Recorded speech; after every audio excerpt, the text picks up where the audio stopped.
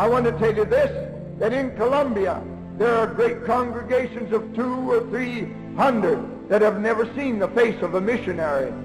Why, these people have gone everywhere with their testimony and organized, and God has moved miraculously. They've never seen a car up there. They've never seen a bicycle. And the people up there, they don't know what it is to drive on wheels. I spoke with the Bible in this hand and the candle in this hand.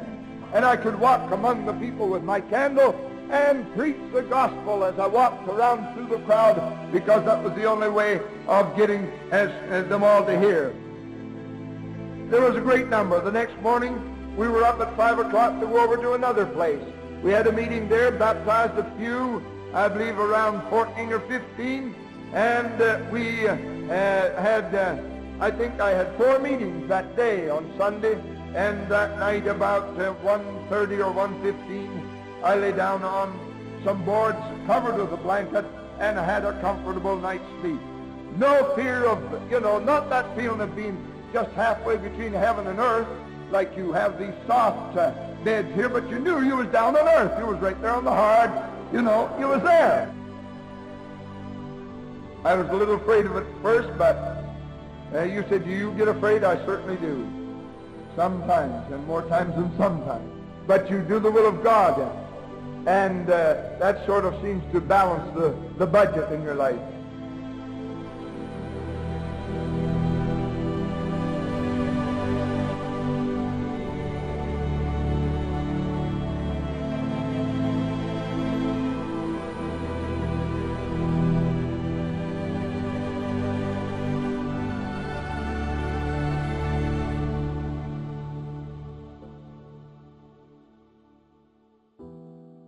¡80 años! 80 años llenos de desafíos, oportunidades, persecuciones, lágrimas y bendiciones. Un camino que se ha construido bajo la dirección de Dios, día tras día, noche tras noche, llevando el mensaje de salvación a todos los rincones de Colombia. Y no solo a este país, sino a muchos otros lugares en el mundo. Pero es hora de recordar y hacer memoria de las maravillas que el Señor ha hecho con nosotros, las cuales nos ha ordenado enseñar a nuestros hijos, para que la generación venidera lo sepa, aún los hijos que habrán de nacer, y estos se levanten y lo cuenten a sus hijos, para que ellos pongan su confianza en Dios, y no se olviden de las obras de Dios, sino que guarden sus mandamientos.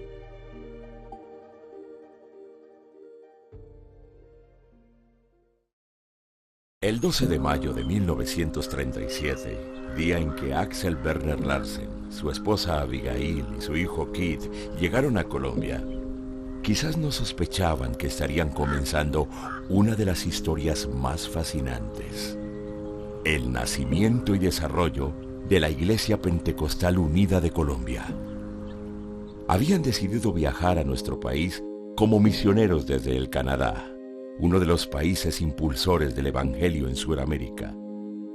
Pero, ¿cómo una región tan particular como la nuestra había despertado tanto interés en los países del norte?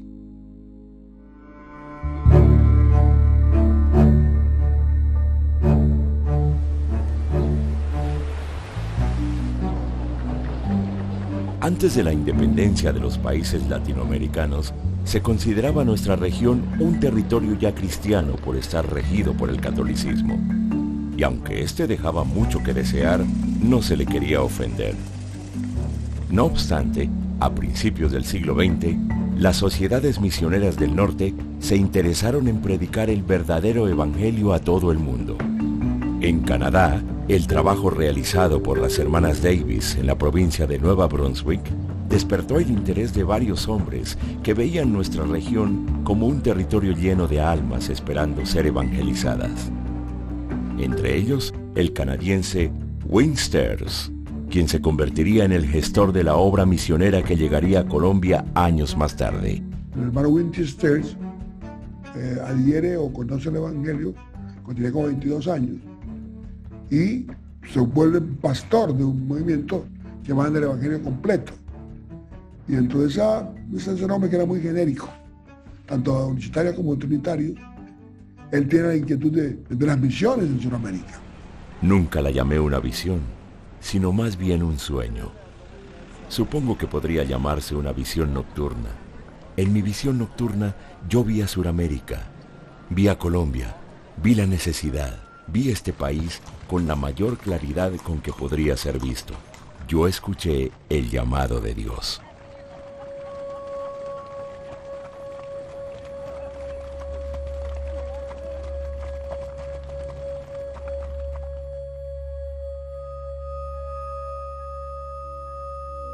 De origen estadounidense, los hermanos Carlos Berthold y su esposa Clara habían sido enviados a Bolivia en el año 1929 como miembros de una agencia misionera interdenominacional de doctrina trinitaria con quienes trabajaron durante algunos años. Sin embargo, el difícil terreno espiritual de Bolivia, junto con el deterioro de salud de la hermana Clara, les forzaron a regresar a los Estados Unidos. Aún así, ambos mantenían la carga espiritual por Sudamérica, en especial la hermana Clara, quien se levantaba todas las mañanas justo al amanecer para orar y suplicar al Señor por las almas en ese lugar. De regreso a su país, el hermano Carlos recibió el Espíritu Santo hablando en lenguas, pero esto causó gran disgusto en su agencia misionera, que no creía en la experiencia pentecostal, y los Berthold fueron desvinculados. Completamente solos, conocerían al hermano Winsters, quien les invitaría al Canadá para promover las misiones a Sudamérica. En este lugar, el hermano Berthold expuso las perspectivas de la obra en Sudamérica, y allí estaba el hermano Larsen. Al finalizar, el hermano Berthold su intervención preguntó: si Dios te llama, ¿tú irías a Sudamérica? Y el hermano Larsen levantó la mano. Ahí comienza la gestación de lo que más tarde fue, 5 años más tarde, fue la venida del hermano Larsen a Colombia, y lo que sucedió con su llegada y su ministerio en este país.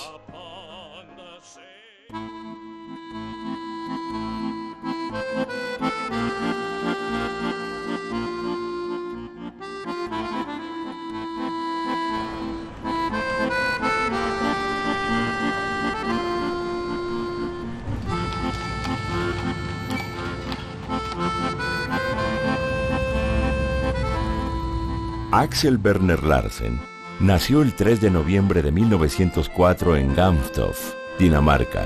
Sus padres eran Hans Larsen y Christian Bang. A los 13 años de edad, el joven Larsen escapó de su casa y aunque su madre siempre oraba por él, nunca regresó con ellos. Werner vivió en su país hasta los 24 años, habiendo laborado como inspector sanitario de animales en el campo. Luego se fue para Argentina a más de 10.000 kilómetros de distancia y se radicaría en Buenos Aires por un par de años y aprendería algo de español.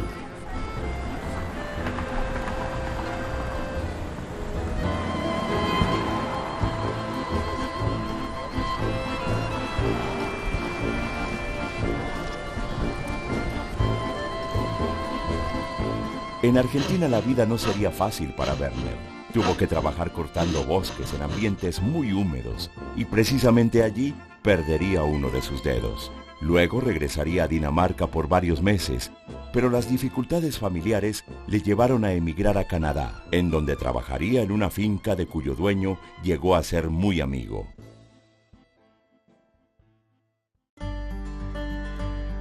Macadam, una pequeña aldea situada en el extremo sudoeste de Nueva Brunswick, Canadá, se encuentra a pocos metros de la frontera con Estados Unidos. Con menos de 1.000 habitantes, en esta aldea funcionaba una de las estaciones de ferrocarril más importantes de los años 20, la estación de Macadam. Esa estación de ferrocarril en Macadam era famosa. Era como un cruce de caminos o algo así, muy importante, que había adquirido bastante auge. Mucha gente llegaba, y creo que porque el desarrollo de la región lo había hecho posible. A esta aldea llegaban personas de todo el país, incluyendo creyentes de la Iglesia Pentecostal del Evangelio Completo. Werner Larsen trabajaba a pocos minutos del lugar. Los sábados bajaba al pueblo con sus compañeros, sus amigos, para divertirse, en lo que un mundano normalmente hace. Pero ese sábado que bajaron, había una campaña frente al ferrocarril. Así que él, frente a esa estación de ferrocarril, hay una carpa. Y entró con los amigos, y los amigos querían burlarse. Me dijo, no, yo no me burlo. Él venía de familia luterana. Creo que volvió a los 8 días, y entonces el evangelio lo toca, y él acepta al Señor. En una de estas carpas, Werner sintió la presencia de Dios por primera vez en su vida y continuó asistiendo a los cultos en espera de ser bautizado, pero el clima lo complicaba todo. Era época de invierno, sí, porque él acepta al Señor en enero, pleno invierno. Habría que esperar por allá abril o mayo para que se debiera el deshielo y la agua esté un poco más cálida. Werner insistía en ser bautizado, a pesar de las bajas temperaturas y el inclemente frío que había llegado con mayor fuerza que nunca. Así que estaba con hielo y estaban esperando ese tiempo. Y dijo, no, yo me quiero bautizar. Prefiero congelarme aquí que no quemarme en el infierno. Tuvieron que romper la capa de hielo y bautizarlo. Su particular bautismo no sería lo único que ocurriría en esa ocasión. Allí, en Macadam, el hermano Werner se enamoró de Abigail Staples, una de las grandes evangelistas de la época de 24 años, y con quien se casaría a los pocos meses, el 22 de junio de 1932. La hermana era una mujer muy estudiada, la mujer preparada, y el hermano Larsen, pues no. Y él era un inmigrante y una persona que no hablaba bien inglés, y mucha gente, o una gran mayoría de personas, se pusieron en contra de esta decisión porque pensaban que el ministerio de la hermana Abigail se iba a echar por el suelo debido a que no se casaba con otro gran predicador o otra gran promesa del ministerio. Aún así, los Larsen se fueron a Newcastle Bridge, a 2 horas de Macadam, ubicándose detrás de un tabernáculo en donde vivirían por más de un año. La hermana se quedó embarazada, tuvo un bebé. Ese bebé nadie sabía que ella estaba embarazada. Era una niña, a la cual le pusieron el nombre de Christiane Eloise. No obstante, la niña moriría, sumergiendo a los Larsen en una profunda depresión durante muchos meses, en soledad absoluta y carencia económica en todo sentido. En medio del dolor se aferraban a una promesa. Enjugará Dios toda lágrima de los ojos de ellos, y ya no habrá muerte, ni habrá más llanto, ni clamor, ni dolor, porque las primeras cosas pasaron. La respuesta no tardaría en llegar. A los pocos meses, Abigail quedaría nuevamente embarazada de un niño al que llamarían Kid. Más tarde, los Larsen serían asignados como pastores en Chipman, Canadá, y finalmente designados por el hermano Sters como misioneros en Colombia. Werner había aceptado su llamado misionero 5 años atrás, una visión que Abigail también compartía. Hay un país que se llama Colombia, ¿cierto? Dice, sí, a ese país es el que yo quiero ir. Dice, pues yo tuve una visión que había un harvest, una cosecha, y que se encendía y que salía un fuego y que atravesaba y llegaba a Colombia. Y dice, y que el Señor le decía, ve a ese país que se llama Colombia. En el Boletín Semanal del Evangelio Completo de abril 21 de 1937, se registraba el envío de los hermanos Larsen como misioneros a Colombia. El hermano Werner y la hermana Abigail Larsen y su pequeño Kenneth están listos para ir a Sudamérica tan pronto los documentos se hayan completado. Oremos por ellos y cualquier apoyo que usted desee otorgarles será muy apreciado. Envíe sus contribuciones a Winsters, nuestro secretario misionero en la calle Stephens de Nuevo Brunswick. La duda todavía persistía en aquellos que no veían en Werner a un misionero. Tuve de profesora a una de las hermanas que lo conoció a él pues como creyente. Ella no le decía hermano Larsen, le decía Werner.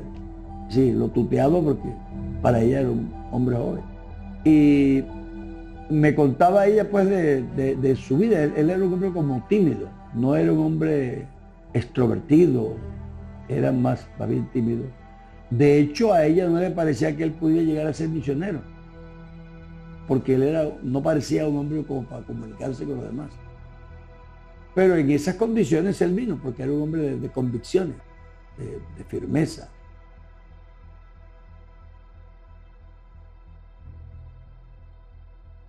Con el apoyo de la iglesia canadiense y hechas las gestiones pertinentes, los Larsen viajaron de Fredericton a Nueva York en abril del año 1937. Nueva York, ya convertida en la ciudad más importante de la época, les recibía en primavera, con sus parques llenos de flores, sus calles atestadas de familias divirtiéndose y un puerto que recibía un impresionante flujo de turistas a cada hora. Wingsters les acompañaría hasta el puerto de Nueva York y de allí viajarían hacia Colombia. Durante 10 días estuvieron dentro de un barco de vapor, un viaje muy difícil. Las fuertes tormentas en el Atlántico movían el barco más de lo normal, logrando atemorizar a sus pasajeros. Pero la fe de los Larsen en el propósito de Dios les llenaría de paciencia, y atravesando el Atlántico, llegarían finalmente a Puerto Colombia, un muelle que penetraba 1.600 metros en el mar Caribe. Una vez en tierra firme, los Larsen viajarían a Barranquilla, y de allí, el río Magdalena se convertiría en la ruta para llegar a Barrancabermeja, que luego sería reemplazado por un tren que les llevaría de Barrancabermeja a Bucaramanga, ciudad en donde estaban trabajando los Berthold.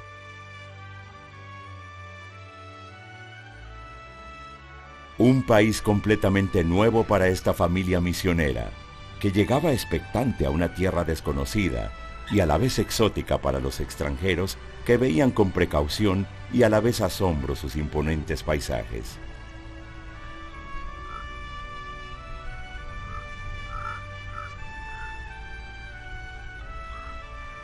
Años más tarde, el hermano Larsen recordaría lo que había sentido cuando pisó por primera vez tierra colombiana. En ese entonces, no había ni un solo colombiano bautizado en el glorioso nombre de Jesucristo, ni sellado con el Espíritu Santo en poder pentecostal.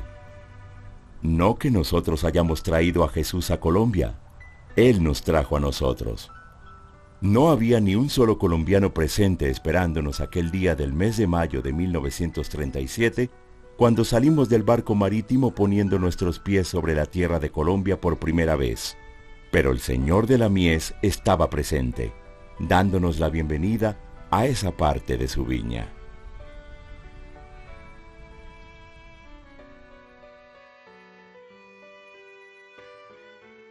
Eran muy pocos los extranjeros que habían oído hablar de Colombia, y mucho menos quienes la conocían personalmente. ¿Con qué se encontraron los misioneros entonces?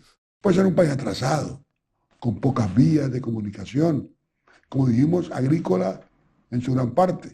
Todo esto venía acompañado de hostilidad religiosa por el dominio absoluto de la Iglesia Católica y el rechazo de la gente ante nuevas creencias. Mucha incultura en nuestro país, en Colombia, mucha incultura en cuanto a recibir a otras personas de otra manera de pensar, y más siendo evangélicos. Los hermanos Berthold ya estaban en el país desde el año 1932. No obstante, aún profesaban la Trinidad. Por pacto de misioneros de diferentes denominaciones, habían sido asignados a Málaga, un pequeño pueblo en Santander. Resulta que los Berthold habían predicado en Málaga y nadie había recibido el Espíritu Santo, como dijimos después. Había pocos convertidos para el trabajo que habían hecho. Pero ellos habían fundado una escuela, porque la hermana Clara, la esposa de Carlos Berthold, era maestra.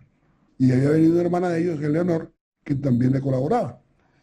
Entonces, un señor Prudencio Tolosa tenía una finca en Loma del Salado, y justamente él quería que dejaran una maestra para enseñar a los niños y a los peones de la finca.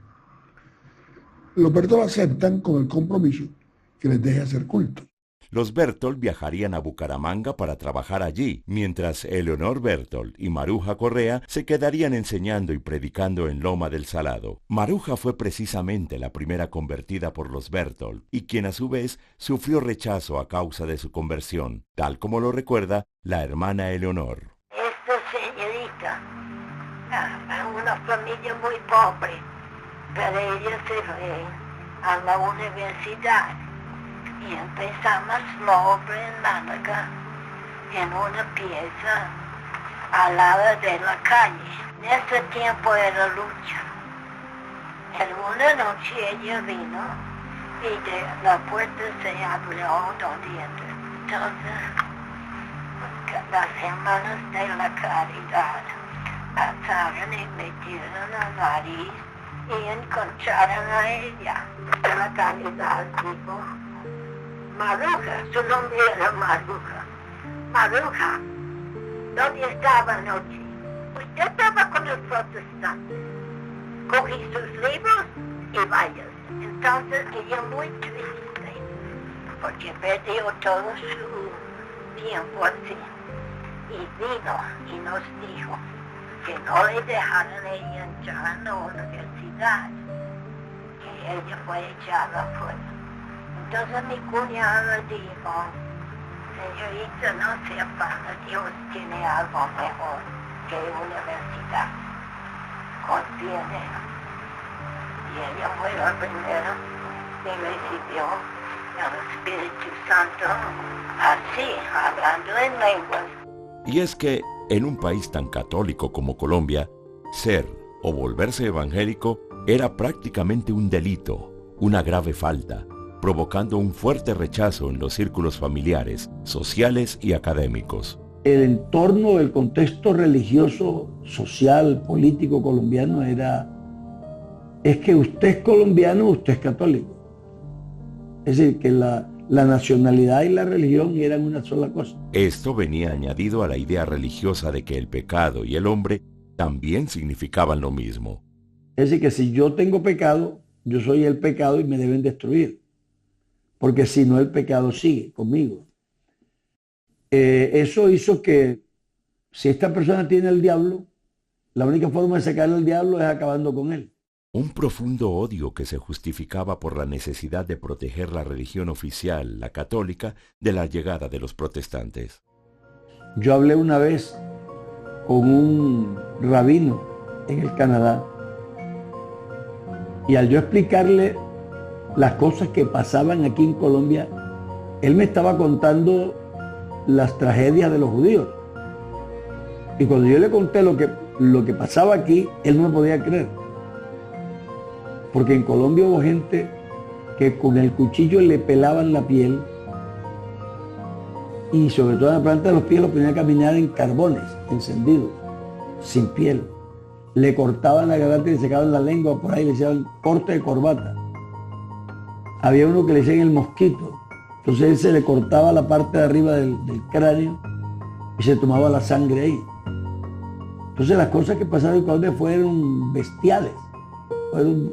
Es decir, totalmente fuera de todo contexto humano.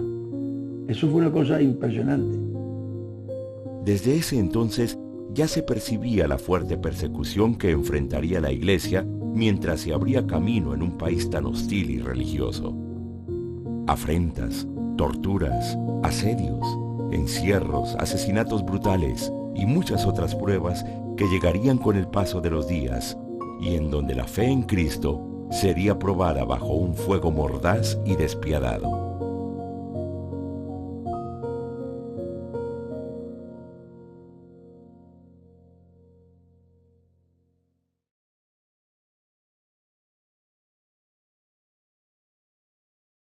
Los Larsen y los Berthold compartían la misma visión misionera, además de ser ambos apoyados por la Iglesia canadiense. Sin embargo, sus diferencias doctrinales eran evidentes. El hermano Larsen llegó a Bucaramanga en junio y encontraron una carta de los hermanos del Salado que les llamaban para que fueran a bautizar los creyentes allí en el Salado.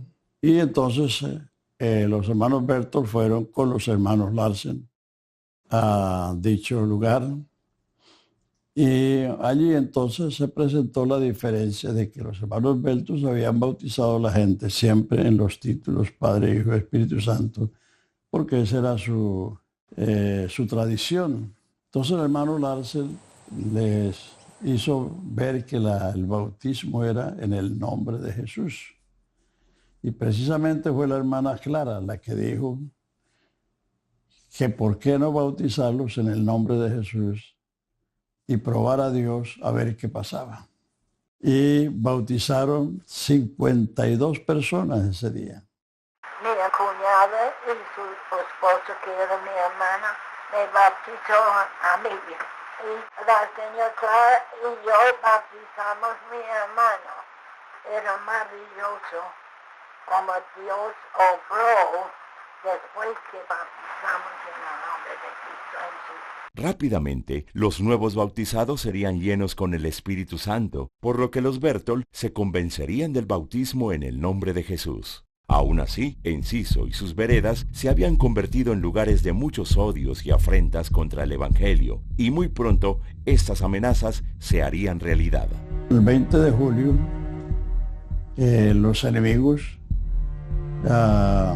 asusados por el cura, vinieron de noche y le prendieron fuego a la casa. Mientras el misionero Larsen dormía con su familia, un grupo de hombres prendió fuego a su casa de tapias y caja de techo pajizo. La destrucción fue devastadora. Los Larsen lograron escapar intactos, pero perdieron todas sus pertenencias. Llevaban apenas un mes en Colombia. Los Berthold sugerirían entonces que los Larsen se trasladaran a Bucaramanga, mientras ellos se quedarían en El Salado, desde donde trabajarían en conjunto. No obstante, diferencias entre ellos les llevarían a tomar rumbos distintos a los pocos años. Los Larsen regresaron a Bucaramanga, procedentes de Loma del Salado, a finales de julio de 1937, para continuar de manera definitiva con la obra que los Berthold habían intentado comenzar días atrás. Maruja Correa viajó con ellos para ayudarles con el idioma, pero a los 5 meses, Werner ya predicaba en español. Para llegarle a la gente, Larsen se valía de un método muy particular. El hermano Larsen, como no era tan extrovertido, él encontró una forma de iniciar la obra poniendo Biblias en venta, es decir, ponía un puesto y vendía Biblias. Las sociedades bíblicas usaban el sistema de colportaje y su figura de colportores, que eran personas que visitaban los pueblos cargando sacos de Biblias, las cuales vendían al público y a la vez utilizaban como una oportunidad para evangelizar. Se cree que el misionero Larsen se aprovisionaba de Biblias a través de este método, y en ocasiones se apoyaba de Abigail. Sin embargo, el rechazo no desapareció en ningún momento. El hermano Juan Rodríguez dice que él recuerda ver a la hermana Abigail en el mercado central de Bucaramanga intentando cantar con el instrumento el himno Hay Poder en Jesús, y dice la gente tirándole tomates y tirándole cosas e insultándola. Y dice que la hermana seguía cantando y tocando, y veía, el hermano Juan decía, veía cómo le bajaban las lágrimas a ella de la situación. La hostilidad crecía con el paso de los días, pero los Larsen continuaban con su labor misionera hasta el punto de abrir un primer lugar de reunión que quedaba muy cerca de la sede actual de la Iglesia Central de Bucaramanga. Allí también se convertiría Amelia Tobito, la primera colombiana bautizada por Werner en el nombre de Jesús. Después de ella fueron bautizados 3 hermanos más. Un bautismo que daba la primera satisfacción a los misioneros en un país tan católico como Colombia.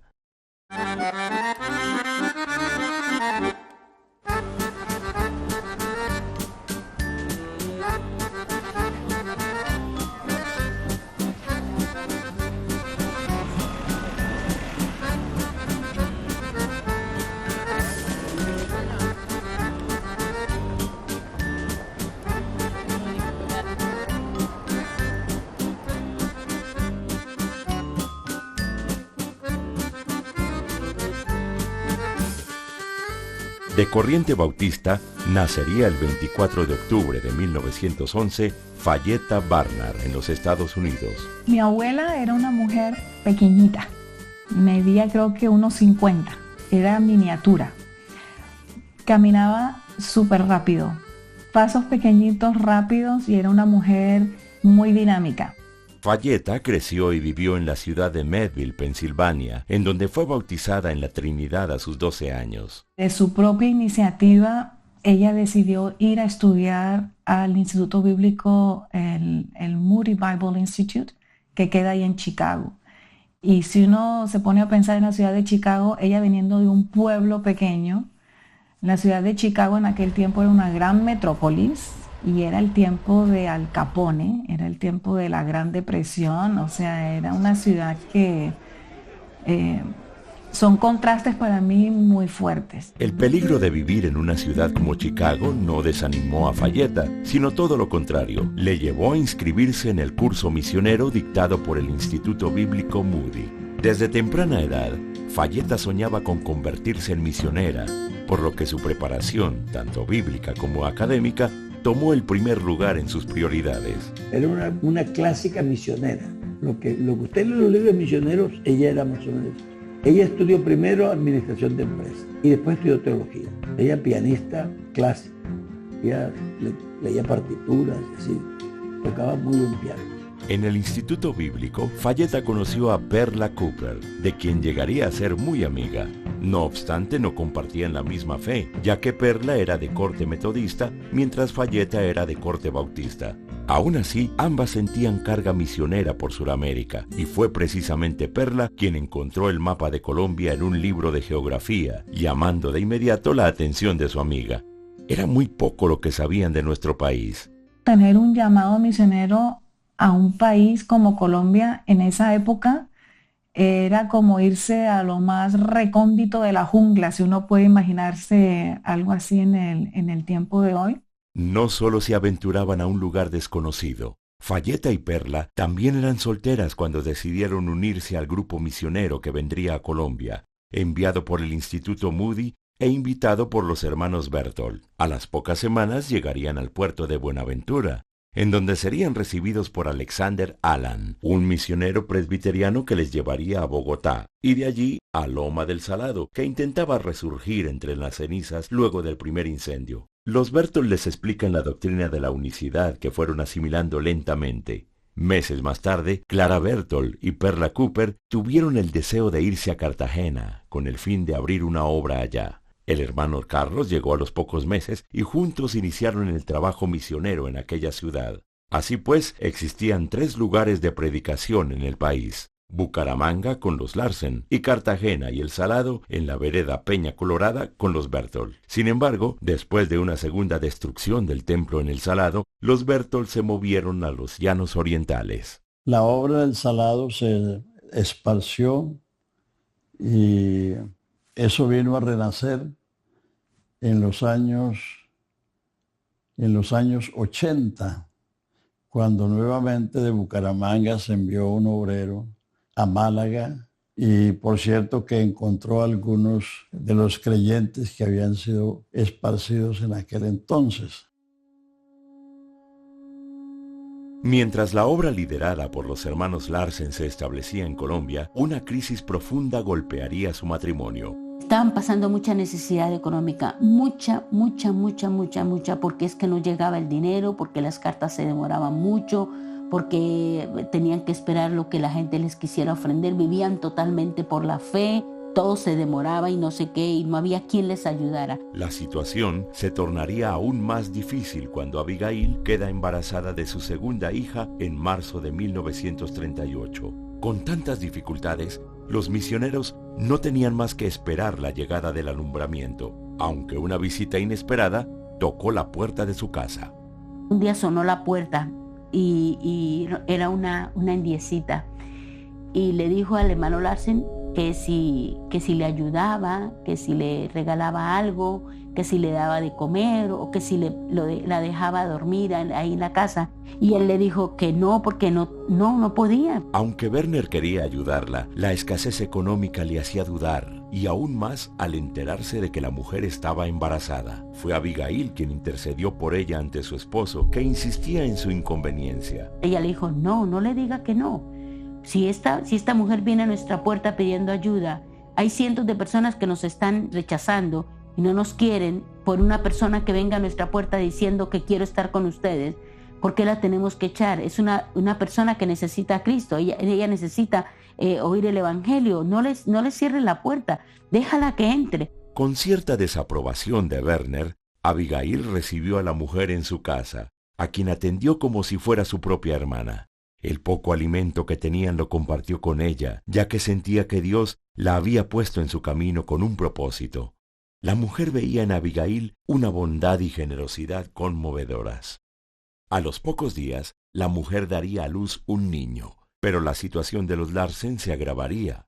Abigail comenzaría a sufrir de eclampsia, una rara enfermedad caracterizada por la presencia de convulsiones y estados de coma durante el embarazo. Se da en 1 por cada 5,000 casos y viene acompañada de espasmos y disminución de oxígeno en el cerebro. En medio de la desolación, Werner y Abigail buscaron ayuda en el hospital central, pero el rechazo por no ser católicos cerró cualquier posibilidad de recibir atención médica. A los enfermos les hacían exigencias de tipo religioso, específicamente les obligaban a colgarse un rosario en el cuello. Desde años atrás, se había visto con tristeza que los pacientes evangélicos eran rechazados o no eran bien atendidos en los hospitales casi siempre dirigidos por religiosas, en donde se obligaba a todos los pacientes a confesarse, comulgar y tomar parte en rezos y devociones a los santos. Pero, ¿quiénes controlaban los hospitales? Las Hermanas de la Caridad y las Hermanas Capuchinas se habían convertido en uno de los grupos religiosos más radicales de la época, unidos contra todas las corrientes que buscaban, en sus propias palabras, contaminar el país con doctrinas extrañas, hasta el punto de prohibirles acceder a derechos básicos como la salud o la educación. Sin más salida, Werner estuvo luchando 6 semanas con la salud de su esposa. Eran noches oscuras, en las que se alumbraba con velas. Pasaba largas noches de vigilia a su lado, con la esperanza de que al día siguiente llegaría la enfermera prometida por los hermanos del Salado, y quien se demoró en llegar por derrumbes en la carretera.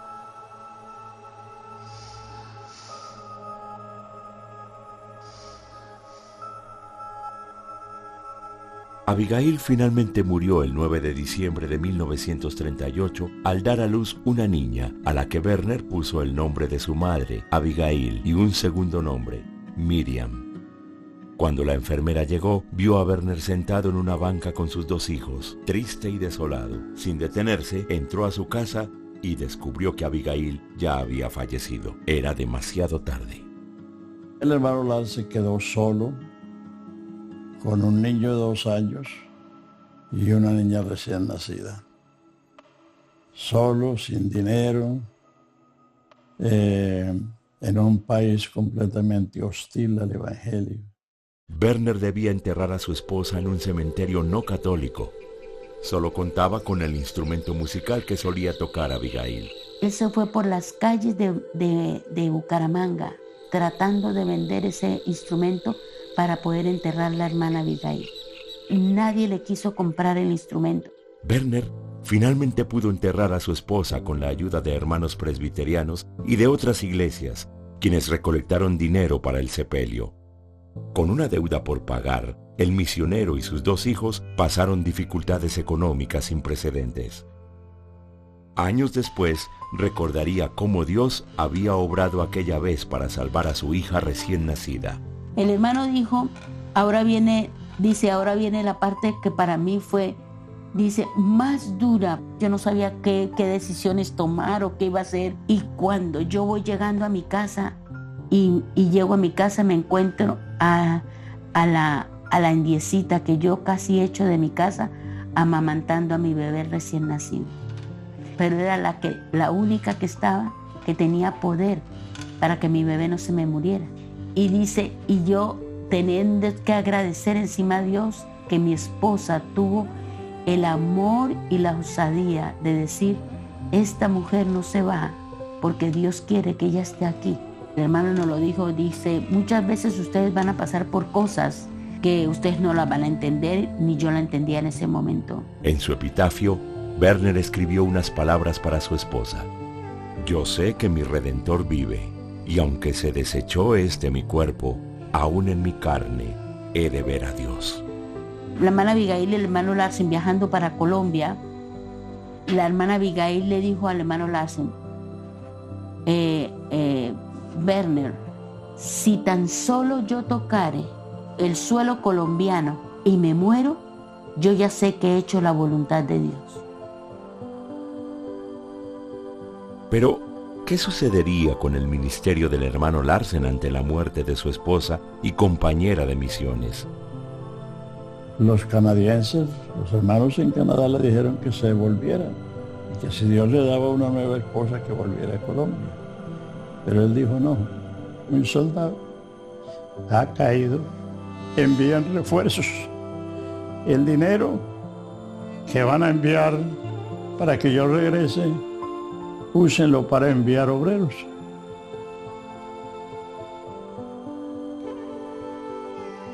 Mis amados hermanos, como ustedes habrán oído, nuestra hermana Abigail ha partido con el Señor. Fue una mujer llena de fe, gracia y amor. Hoy un soldado ha caído. Necesitamos refuerzos. Usen el dinero para enviar más soldados. Consideren lo que les digo y el Señor nos dé entendimiento en todo. Les saluda su hermano en Cristo, Werner Larsen.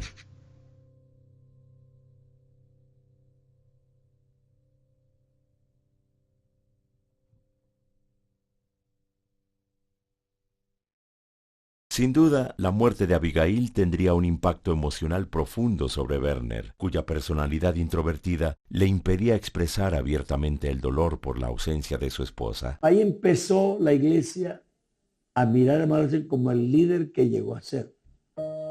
Porque empezó a aflorar el tipo de persona que realmente era, a que lo conocieran como la persona que no lo habían conocido. Un carácter que se fortalecía en medio de las pruebas y en donde su fe y confianza en el Señor eran constantemente probadas. Fue un tiempo en que él llegó a pasar días en que no tenía sino arroz y leche para él y sus hijos. Porque en ese tiempo las cartas se demoraban meses. Entonces si le mandaban una ayuda de Canadá, eso no es como hoy, que llega rápidamente, ¿no? Ya para ese tiempo en el Salado, Perla y Fayeta tenían un grupo de jóvenes a quienes habían preparado, los cuales quedaron encargados de la obra allí, mientras ellas, junto con los Berthold, viajaron a Bucaramanga para ayudar al hermano Larsen. Fayeta, años más tarde, relataría su encuentro con Werner. Él era alto, buen mozo, pero muy triste. Yo veía a un hombre que estaba sufriendo de tristeza. Con 2 niños a su cargo, Werner sentía la necesidad de pedirle ayuda a Fayeta con el cuidado de su hija. Me dijo, quiero preguntarle una cosa. ¿Quiere que me diga sí o no? Bueno, yo dije, él dijo, yo quiero que cuide a mi niña. Yo dije, bueno, Pearl y yo tenemos todo en común. Y ella estaba sentada allá, yo dije, ¿está bien contigo? Ella dijo, sí, pero no era. Ella no le gustó. Una vez a solas, Perla reprendería a Fayeta por su decisión, a quien no le gustaba que su amiga tuviera tanta cercanía con el misionero. Para Perla, tanto Werner como Fayeta eran muy distintos, por lo que su relación no funcionaría. Sin embargo, Fayeta sentía el llamado de Dios para apoyar y trabajar junto al misionero allí en Colombia. Ahí la señorita Cooper se separó de la hermana Fayeta porque la hermana Fayeta terminó enamorándose con el hermano Larsen. Entonces él la bautizó en el nombre de Jesucristo y más tardecito se casaron. La hermana Cooper se vino a Bolívar. Por su parte, la llegada de Fayeta a la vida de Werner y sus 2 hijos se convirtió en un remanso de paz y estabilidad ante los momentos difíciles que habían vivido desde su llegada a Colombia. Dios se la preparó porque ella, en sus devociones personales, recibió la revelación de Jesucristo como Dios y recibió el Espíritu Santo. Sola recibió el Espíritu Santo. Entonces cuando el hermano Larsen fue a hablarle a ella del mensaje, ella dijo, yo creo así, porque yo lo he visto así en la Biblia, y lo citaba, a donde decir, ella tuvo una revelación personal, Dios le preparó a esa mujer a él. El mismo día de ser bautizada por el hermano Larsen, también fueron bautizados un grupo de hermanos que serían clave en el crecimiento de la obra, incluyendo a Jorge Blanco y Campo Elías Bernal, quienes para ese entonces tenían 9 y 12 años.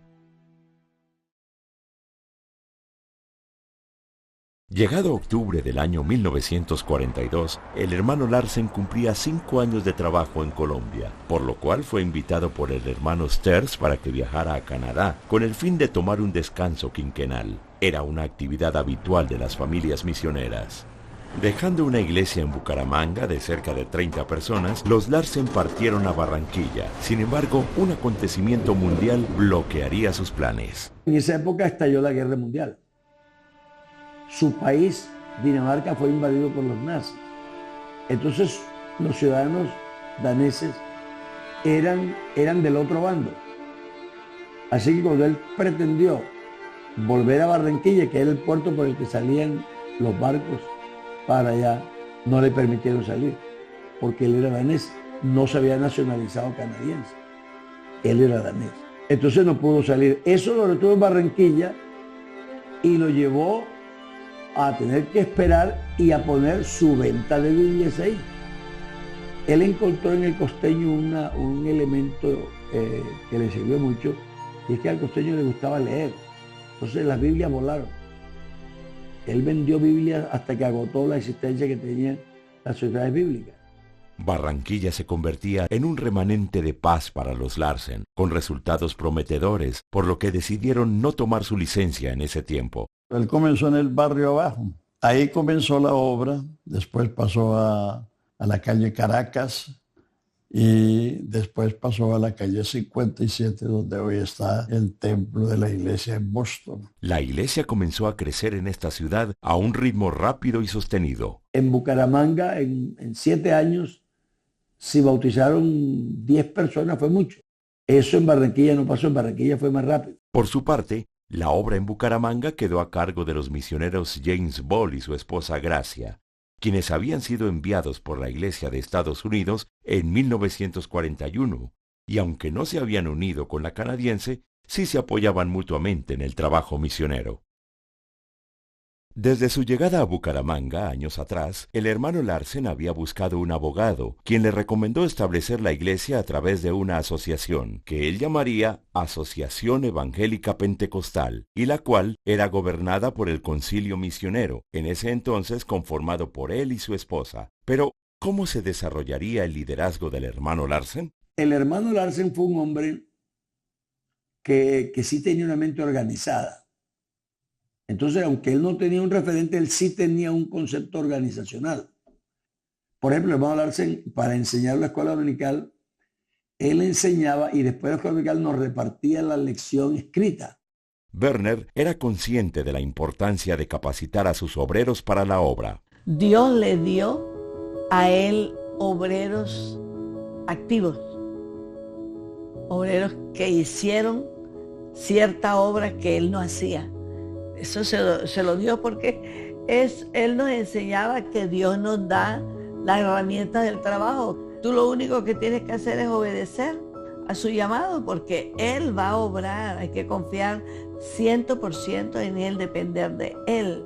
El hermano Larsen siempre enseñaba a los convertidos a servir y a trabajar sin descanso y sin pausa, ya que miles de almas estaban esperando a que alguien les hablara de Jesucristo. Teníamos unos cultos especiales en la central en Bucaramanga y habían invitado personas, habían pasado invitaciones, cantaba el coro, tenía todo preparado y mi papá se enfermó. Y mi mamá llama, pero urgente al hermano Larsen. Hermano Larsen, ayúdeme. Es que el hermano Campos se enfermó y yo necesito un predicador. Dice, ¿para cuándo? Dice, para mañana por la noche. Dice, salgo inmediatamente para Bucaramanga. En ese tiempo no era fácil llegar a Bucaramanga, desde Barranquilla. Cogió su jeep y al antecito del culto estaba llegando con polvo hasta la coronilla el hermano Larsen y la hermana Falleta, con una generosidad de apoyar. Ay, no, el camino es muy largo, yo estoy muy cansado, o no sé qué, no, de verdad. Y fue una bendición, una bendición. Una de las enseñanzas más comunes del misionero era la importancia de la oración y la necesidad de ser sensible al Espíritu. Me conmovió siempre su predicación con el quebrantamiento.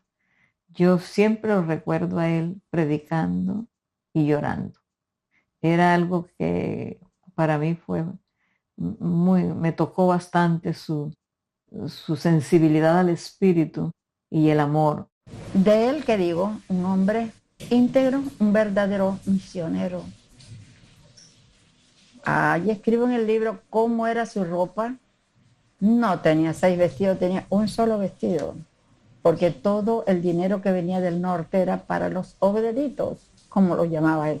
Él hablaba mucho en diminutivo, las dorquitas, las hermanitas, los obderitos.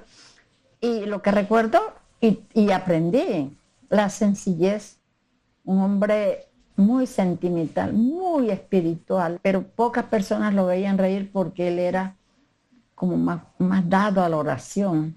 La hermana Fayetta Larsen también se convertiría en un ejemplo a seguir en palabra, conducta, amor, espíritu, fe y pureza. Una mujer muy activa, llena de virtudes, una gran maestra. Nos enseñó el verdadero servicio a Dios, cómo se debe hacer. Fayetta, precisamente, compartía sus conocimientos en música con los obreros, una herramienta fundamental en el evangelismo. Todos los hermanos, todos los obreros que salieron del ministerio de mi abuelo y de mi abuela, de los Larsen, todos tocan el acordeón y todos evangelizan con un acordeón. Sí, el hermano Eliseo, el hermano Luis Fontalvo, la hermana Isabel, el hermano Álvaro, la hermana Laverne, todos, el mecanismo que ellos usaban era irse a una plaza en alguna parte y empezar a tocar un himno en un acordeón, y cuando la gente se rodeaba, entonces nos evangelizaban. Ella entrenó al hermano Manuel Bernal, ella entrenó a mucha gente. Les enseñó a tocar el piano, les enseñó a tocar el acordeón, a cómo usar ambas cosas dentro del ministerio del evangelismo. Dios, bajo el liderazgo de los hermanos Larsen, se glorificaba entre su pueblo, añadiendo cada día a la iglesia los que iban a ser salvos. Había algo que uno no podía explicar, y era el denuedo con que hablaban esos hombres. No eran muchos porque no había muchos predicadores, ya les digo, el grupo era pequeño, pero hablaban con todo el alma, con todo el corazón, daban el mensaje que traían, y eso era lo que convertía a los pecadores. Los frutos de su trabajo no solo se verían reflejados en los nuevos convertidos, sino también en la dedicación del templo en Barranquilla años más tarde, cuyas bancas había construido el mismo hermano Larsen. Pero mientras la iglesia en Colombia crecía y se fortalecía con la dirección del Señor, la organización del norte sufriría un cambio en el año de 1946, cuando nuestra organización madre en Canadá, la Iglesia Pentecostal del Evangelio Completo, decide unirse con la Iglesia Pentecostal Incorporada de los Estados Unidos con el fin de reunir en una sola organización las iglesias del nombre. Con 35 votos a favor y 2 en contra, la fusión fue aprobada, y de la cual nacería la Iglesia Pentecostal Unida, cuyo director de misiones extranjeras sería el hermano Win Sters. Así, la iglesia en Colombia pasaría a depender de la nueva organización. Sin embargo, esta fusión en Norteamérica traería años más tarde consecuencias inesperadas para Colombia.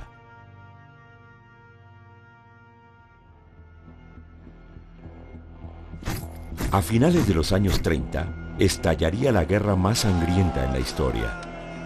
El gobierno de Hitler se planteó como objetivo la formación de un gran imperio que dominara Europa de esquina a esquina, por lo que vio en la guerra su principal instrumento para lograrlo. Después de asegurar la neutralidad de la Unión Soviética, Alemania desata la Segunda Guerra Mundial con la invasión de Polonia en 1939. Gran Bretaña y Francia responderían muy pronto a la declaración de guerra contra Alemania, y Estados Unidos se les uniría a los pocos meses.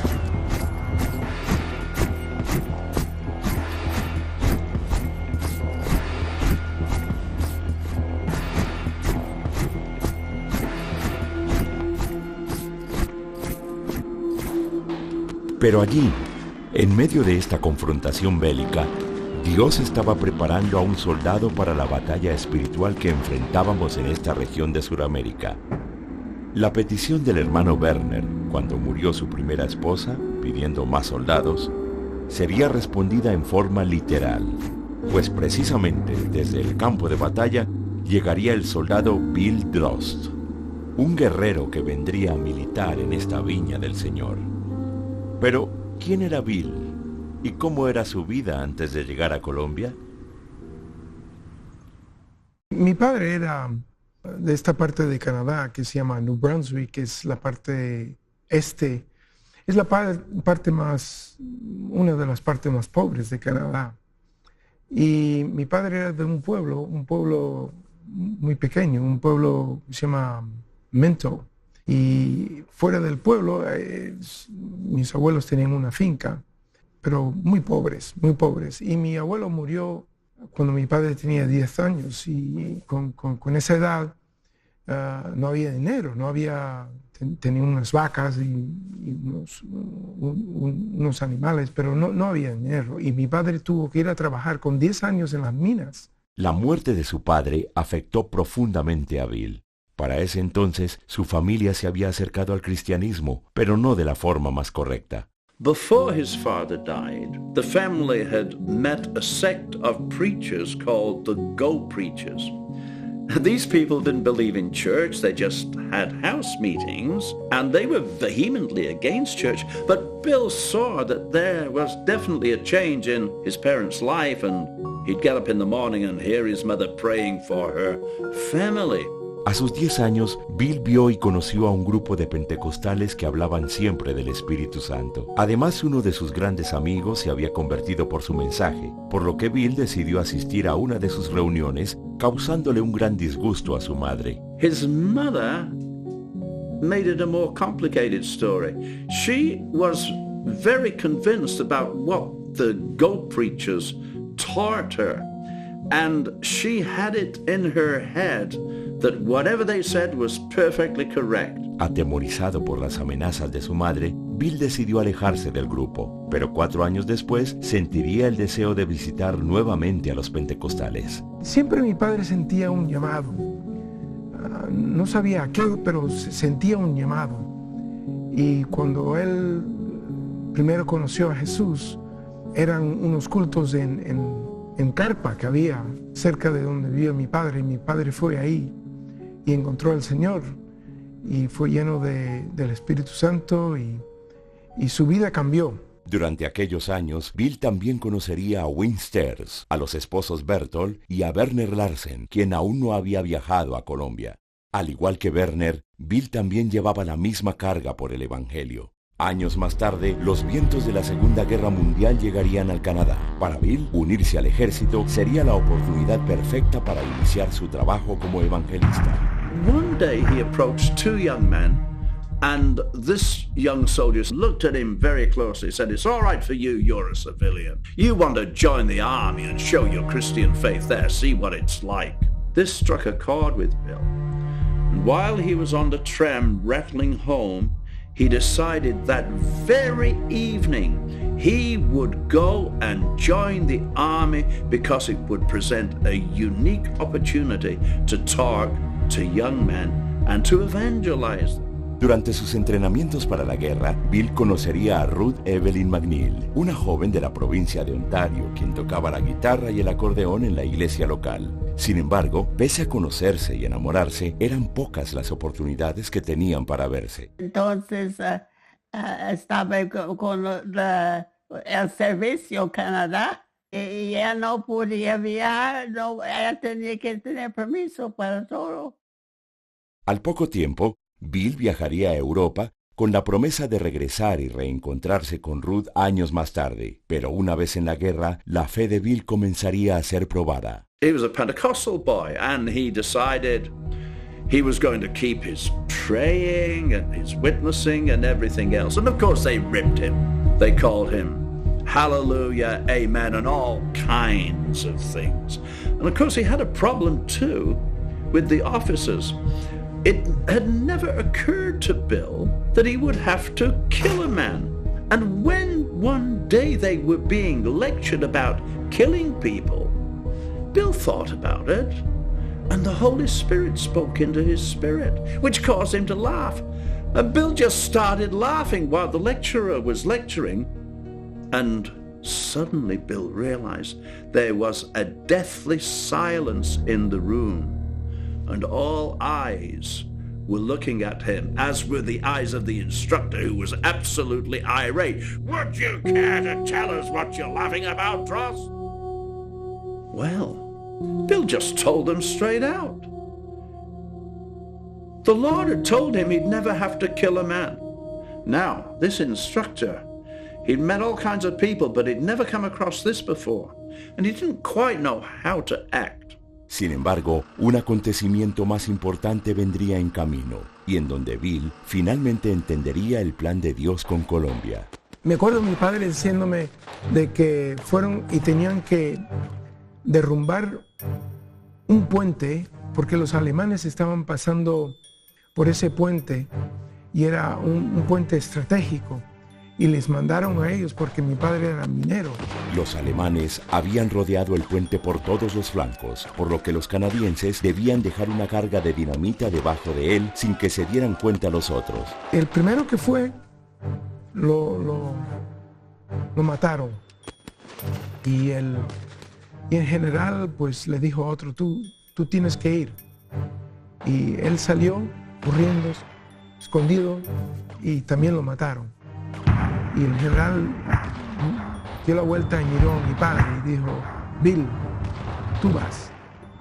Y mi padre pensó, me acuerdo de mi padre diciéndome, yo pensé que a lo mejor este es el fin. Y él dijo, voy a salir alabando a Dios. Y él salió, estaba cantando, alabando a Dios, pero también escondiéndose un poco, ¿no? Y él oía los disparos y oía las balas que pasaban por su cabeza, y llegó al puente, plantó la mina y puso la bomba y se dio la vuelta para volver. Cuando dio la vuelta, el cielo se abrió y vio como la gloria de Dios, y vio una visión y un mapa de Sudamérica y un fuego en el mapa, y oyó una voz que dijo, que le indicó de que él iba a ser misionero ahí. Y mi padre se levantó con la alegría de la visión, de que Dios le había llamado. Y empezó a caminar a través del campo, pero no se escondía, sino se levantó y empezó a cantar una canción en inglés que se llama Onward Christian Soldiers, que es caminando soldados de Jesús. Sus compañeros pensaban que se había enloquecido, pero Bill estaba convencido de que no le podían hacer daño, ya que Dios le había escogido. Horas más tarde, le escribió a Ruth contándole que no podían seguir juntos, ya que él había sido llamado como misionero para Colombia. Mi madre fue a unos cultos especiales en Ontario a la misma vez, y había un predicador que vino y predicó acerca del llamado a misiones. También, sintiendo un llamado misionero, Ruth le escribió una carta a Bill diciéndole que debían terminar su relación. En aquel entonces una carta tardaba 10 a 15 días, y se cruzaron y las cartas llegaron a la misma vez. Y claro, entendieron que Dios les había llamado a los dos a misiones. De regreso a Canadá, Bill se casaría con Ruth, y luego serían asignados como pastores en un pequeño pueblo en donde nacería su primer hijo, Gerald. Mi abuela, mis padres, los padres de mi madre. Esa era la boda también.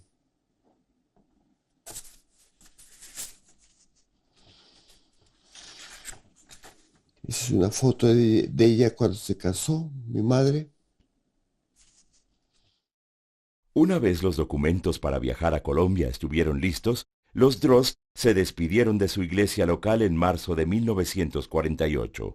Sin embargo, justo antes de viajar, mataron a Jorge Eliezer Gaitán, provocando una ola de violencia abismal, en donde sus pasaportes fueron quemados, por lo que tuvieron que aplazar su viaje. Semanas más tarde, una vez recibieron los nuevos, Bill y su familia llegarían a Barranquilla con el apoyo de Winsters, y de allí viajarían a Cartagena, en donde se hospedarían con Perla Cooper temporalmente. Pero la relación con Perla Cooper sería difícil, y a esto había que añadirle la hostilidad de la gente, por lo que completamente desanimado, Bill escribió a Canadá con el ánimo de regresar, y justo después de informarle a su esposa de la decisión, se dirigió a la playa a orar. Pero una vez allí, Dios le llenaría de valor para continuar con el propósito que tenía con él en Colombia.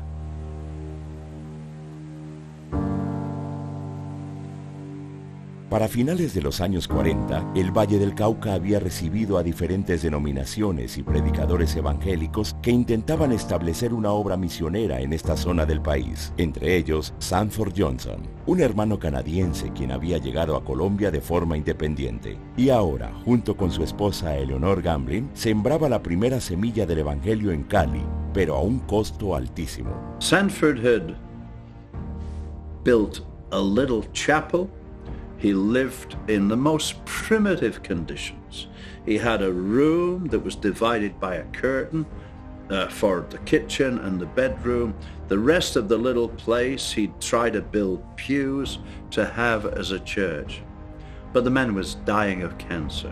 De inmediato, Sanford contactó a Campo Elías Bernal y le pidió que trajera al hermano Droz, de quien era muy amigo. When they arrived in Cali, Sanford Johnson said to Bill, "Bill, I want you to go up to the hill where the 3 crosses are.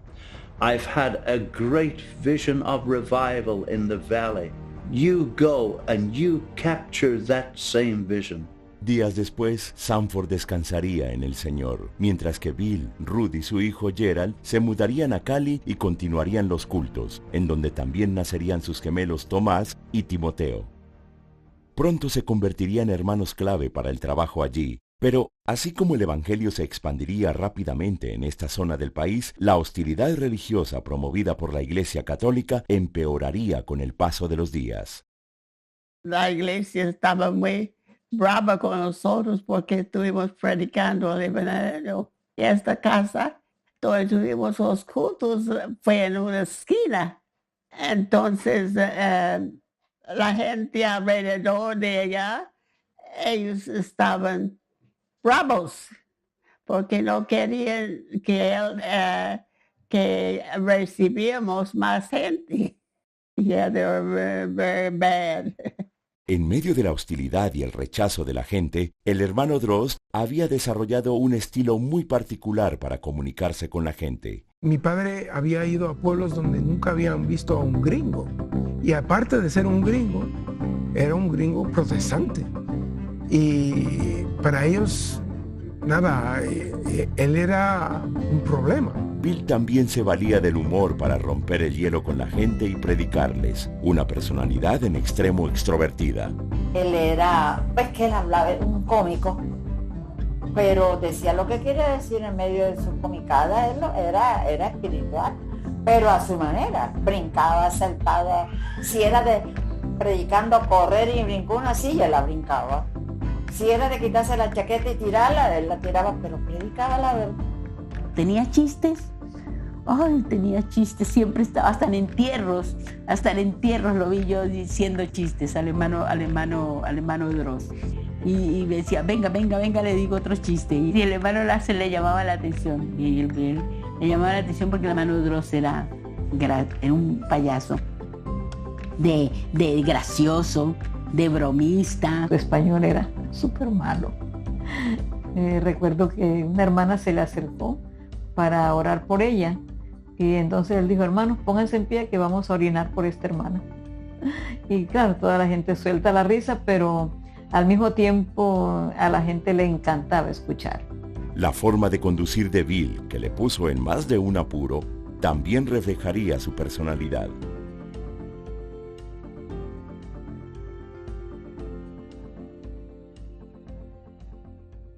Sally Lemons, una misionera del norte, también trabajaría con los Droz en el Valle del Cauca, al tiempo que surgía un gran avivamiento del Espíritu Santo. Como una de mis, ¿qué le digo? De mis pasiones fue el evangelismo.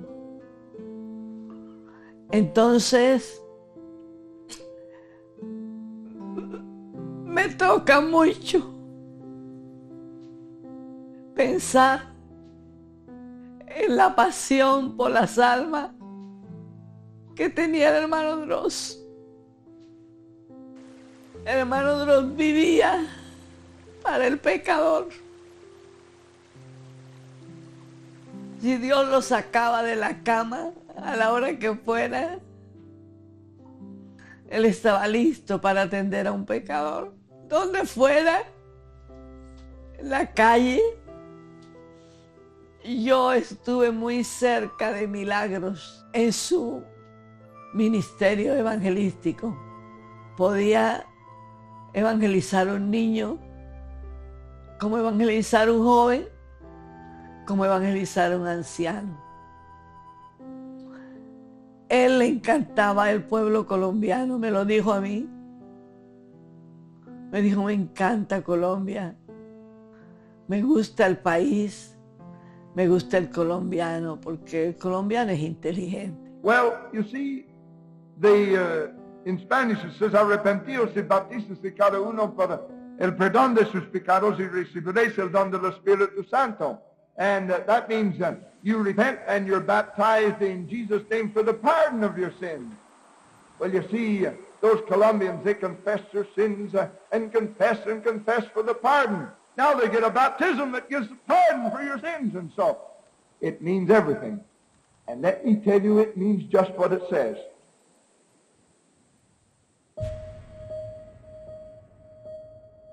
Mientras el mensaje de salvación se extendía rápidamente en Bucaramanga, Barranquilla y Cali, Dios preparaba a una misionera para llevar el evangelio a Antioquia y sus alrededores. En el año 1950, la hermana Lía Cristian, que era una hermana de Armenia, Mantequilla, ella quedó huérfana de madre y su padre se casó nuevamente y la madrastra le dio muy mala vida. Entonces ella se vino a Medellín. De Medellín se fue a Panamá y en Panamá conoció al hermano Félix Cristian, que no era hermano en ese entonces, sino era un inconverso. Félix Crisia, de origen polaco, trabajaba como agente especial de la CIA para los Estados Unidos. Desde Panamá, Lía y su esposo viajarían al país del norte, en donde se radicarían por un tiempo. Mientras vivía allí, Lía también se convertiría al Señor y enseguida sentiría una carga muy fuerte por su país, lo que le llevaría a regresar a Colombia años más tarde. Viajó a Barranquilla y estando en el hotel no sabía a qué iglesia ir y no sé qué y no sé cuándo, iba por la calle y vio una americana que iba andando por la calle. Para su sorpresa, aquella norteamericana era Fayeta, quien le llevaría a la iglesia en Barranquilla y en donde sería bautizada por el hermano Larsen en el nombre de Jesús. Semanas después, Lía viajaría a Antioquia para testificarle a sus amigos Mario y Rosario Cadavid. Esa Lía Cristian se fue por todo el Urabá a evangelizar y ella, de esas cosas que Dios hace, logró evangelizar a un líder de los de ese sector, que era el hermano Arturo Estrada, que él no era un hombre educado, pero era un hombre que era inteligente y con liderazgo natural. Y ese hombre agarró el evangelio con una fuerza que llenó todo ese Urabá del evangelio. El hermano Mario igual aquí, trabajó con el hermano Larsen, se mudó aquí un tiempo y con ellos trabajaron. En esa misma época se convirtió el hermano Zúñiga. El hermano Zúñiga en Cartagena pertenecía a una iglesia, se llamaba Cristo Rey, algo así, y era como bautista. Dios derramó su Espíritu Santo, ellos tuvieron revelación, fueron a Barranquilla, el hermano Larsen los bautizó, y ahí entraron como 5 líderes, pero que eran muy buenos. La hermana Lía Crisiak, quien actualmente vive en Itagüí, Antioquia, cumple este año 103 años, convirtiéndose así en el creyente más anciano de nuestra iglesia y testigo directo de la obra de Dios en nuestros inicios. Para la misma época, también llegaría a Colombia el misionero Louis Morley, de origen inglés, quien luego se casaría con la hermana Sally Lemons, y juntos apoyarían la labor misionera en distintos lugares del país. El turno llegaría años más tarde para Bogotá, gracias al trabajo de William Thompson y su esposa Molly, una pareja de misioneros enviados por una iglesia trinitaria de Inglaterra. Mis papás en el año 1947 al fin pudieron conseguir las visas para venir a Colombia. Al principio no estaban dejando entrar a nadie porque fue cuando comenzó, había ese alboroto en Colombia de diferencias y políticas y todo. Pero fueron los últimos misioneros que aceptaron al país antes de que cerraran las puertas a más misioneros. Los indígenas de la Sierra Nevada serían los primeros evangelizados por los Thompson. Ellos nunca habían visto una gringa así de pelo rubio y de ojos azules, y toda la noche venía y le abrían los ojos para mirar los ojos azules y le jalaban el pelo, o sea que ella no durmió. Y dice que la seguían a todo lado. Ellas no podían cerrar ninguna cortina ni nada. Entonces un día mi mamá decidió que tenía que lavarse los dientes porque ya dientes postizos, y cuando se los sacó salieron corriendo los asustó. Entonces aquí les está mostrando que no tiene nada, que son dientes postizos únicamente. Meses más tarde, la pareja de misioneros se mudaría a Santa Marta, en donde nacería su primer hijo, quien sería diagnosticado con hidrocefalia, un trastorno que afecta los tejidos del cerebro. Cuando nació mi hermano, ellos oyeron que los pentecostales sabían orar por los enfermos. Entonces llevaron a Tommy a la iglesia en Barranquilla, donde estaba el hermano Larsen. Allá le pidieron al hermano Larsen que orara por él, y él puso sus manos sobre Tommy, y lo único que dijo, según me cuenta mi mamá, es: bendice, Señor, a este niño.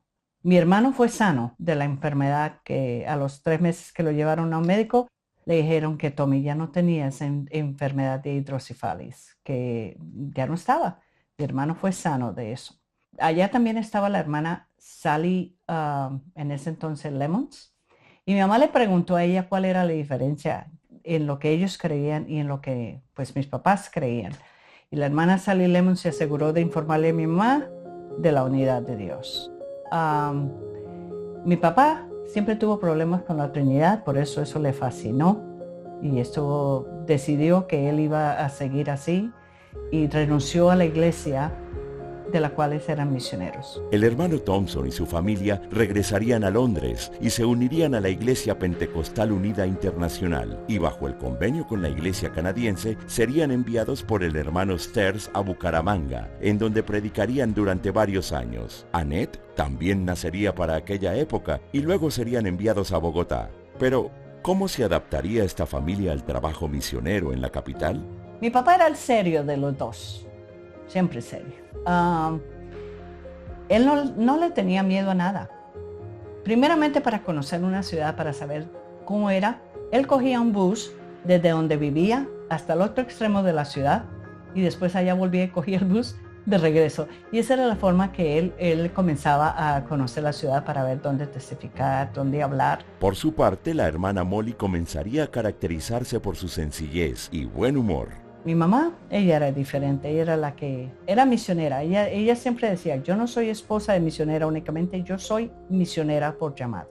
Ella hacía que la casa estuviese feliz. Mi papá viniera a una casa de amor donde siempre estábamos contentos, pero ella no tenía miedo de viajar y predicar. Su compañera siempre al principio era la hermana Gabriela, y después otras hermanas la acompañaban. Muy querida, muy sincera, muy sencilla. Decían que ella era, que como que no le ponía cuidado. Sí le ponía cuidado, lo que pasa es que manejaba la situación diferente a las otras porque no tenían que ser iguales. Pero correcta, servidora y consagrada. Buenos recuerdos de Colombia.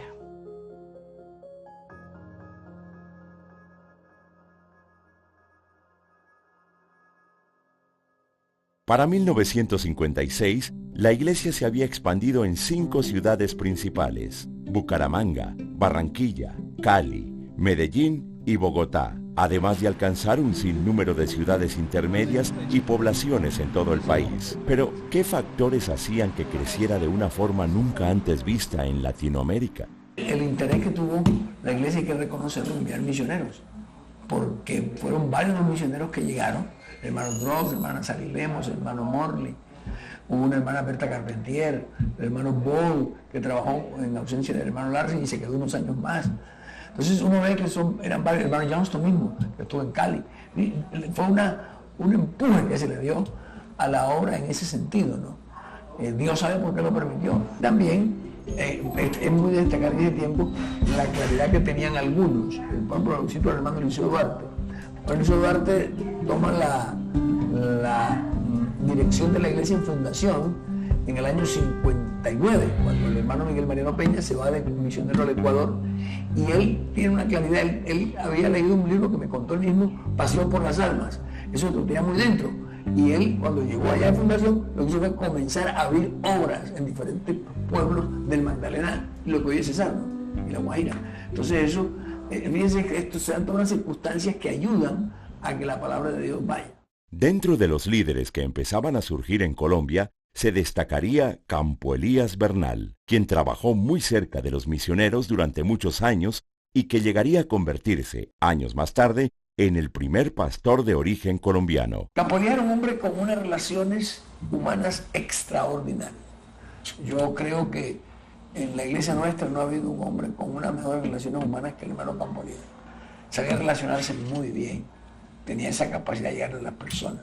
Además del hermano Campo, poco a poco llegarían hermanos que serían claves en el crecimiento de la obra, incluyendo a Álvaro Torres, Reinel Galvis, Alfredo Montenegro y Jesús María Cardoso, entre otros. No obstante, dos áreas cobrarían especial importancia en el crecimiento y expansión de la obra: Escuela Dominical y las Damas Dorcas. Hermana Larsen pretendía, con buen tino, que predicáramos a los niños en los barrios, y nos colocó a algunos a predicar en los barrios, y ahí comenzaron algunas iglesias también.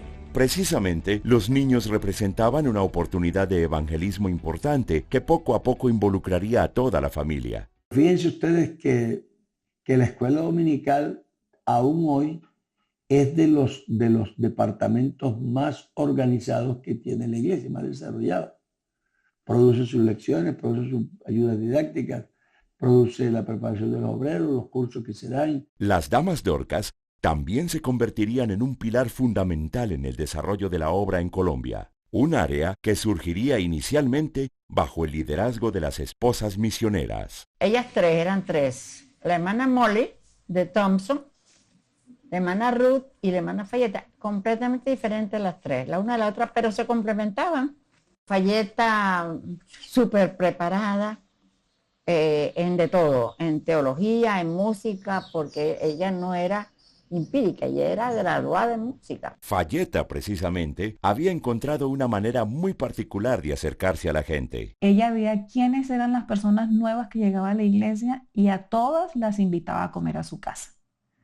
Un domingo las invitaba y esa era la manera de ella integrar a esas visitas, hacerlas sentir bienvenidas a la iglesia. Hermana Ruth muy callada, muy recogida.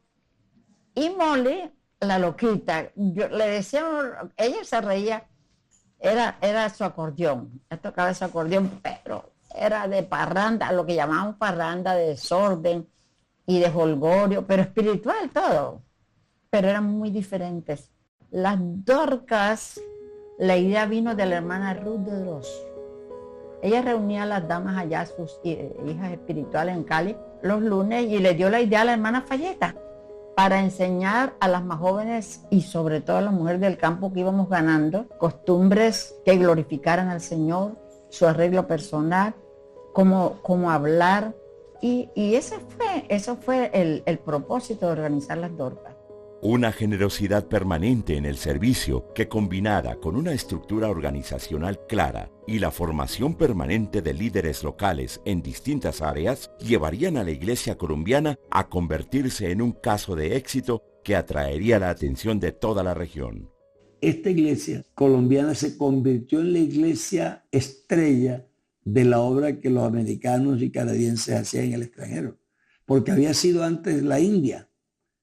Fue una obra muy grande, pero esta fue la última. Entonces, cuando esto se empezó a mover realmente, empezó a traer la atención. Con un crecimiento acelerado en las regiones principales de Colombia, Dios respaldaba el trabajo de sus siervos en la expansión del Evangelio con milagros, prodigios y nuevos convertidos. No obstante, una situación muy particular en las iglesias del norte vendría a transformar la estructura organizacional en Colombia.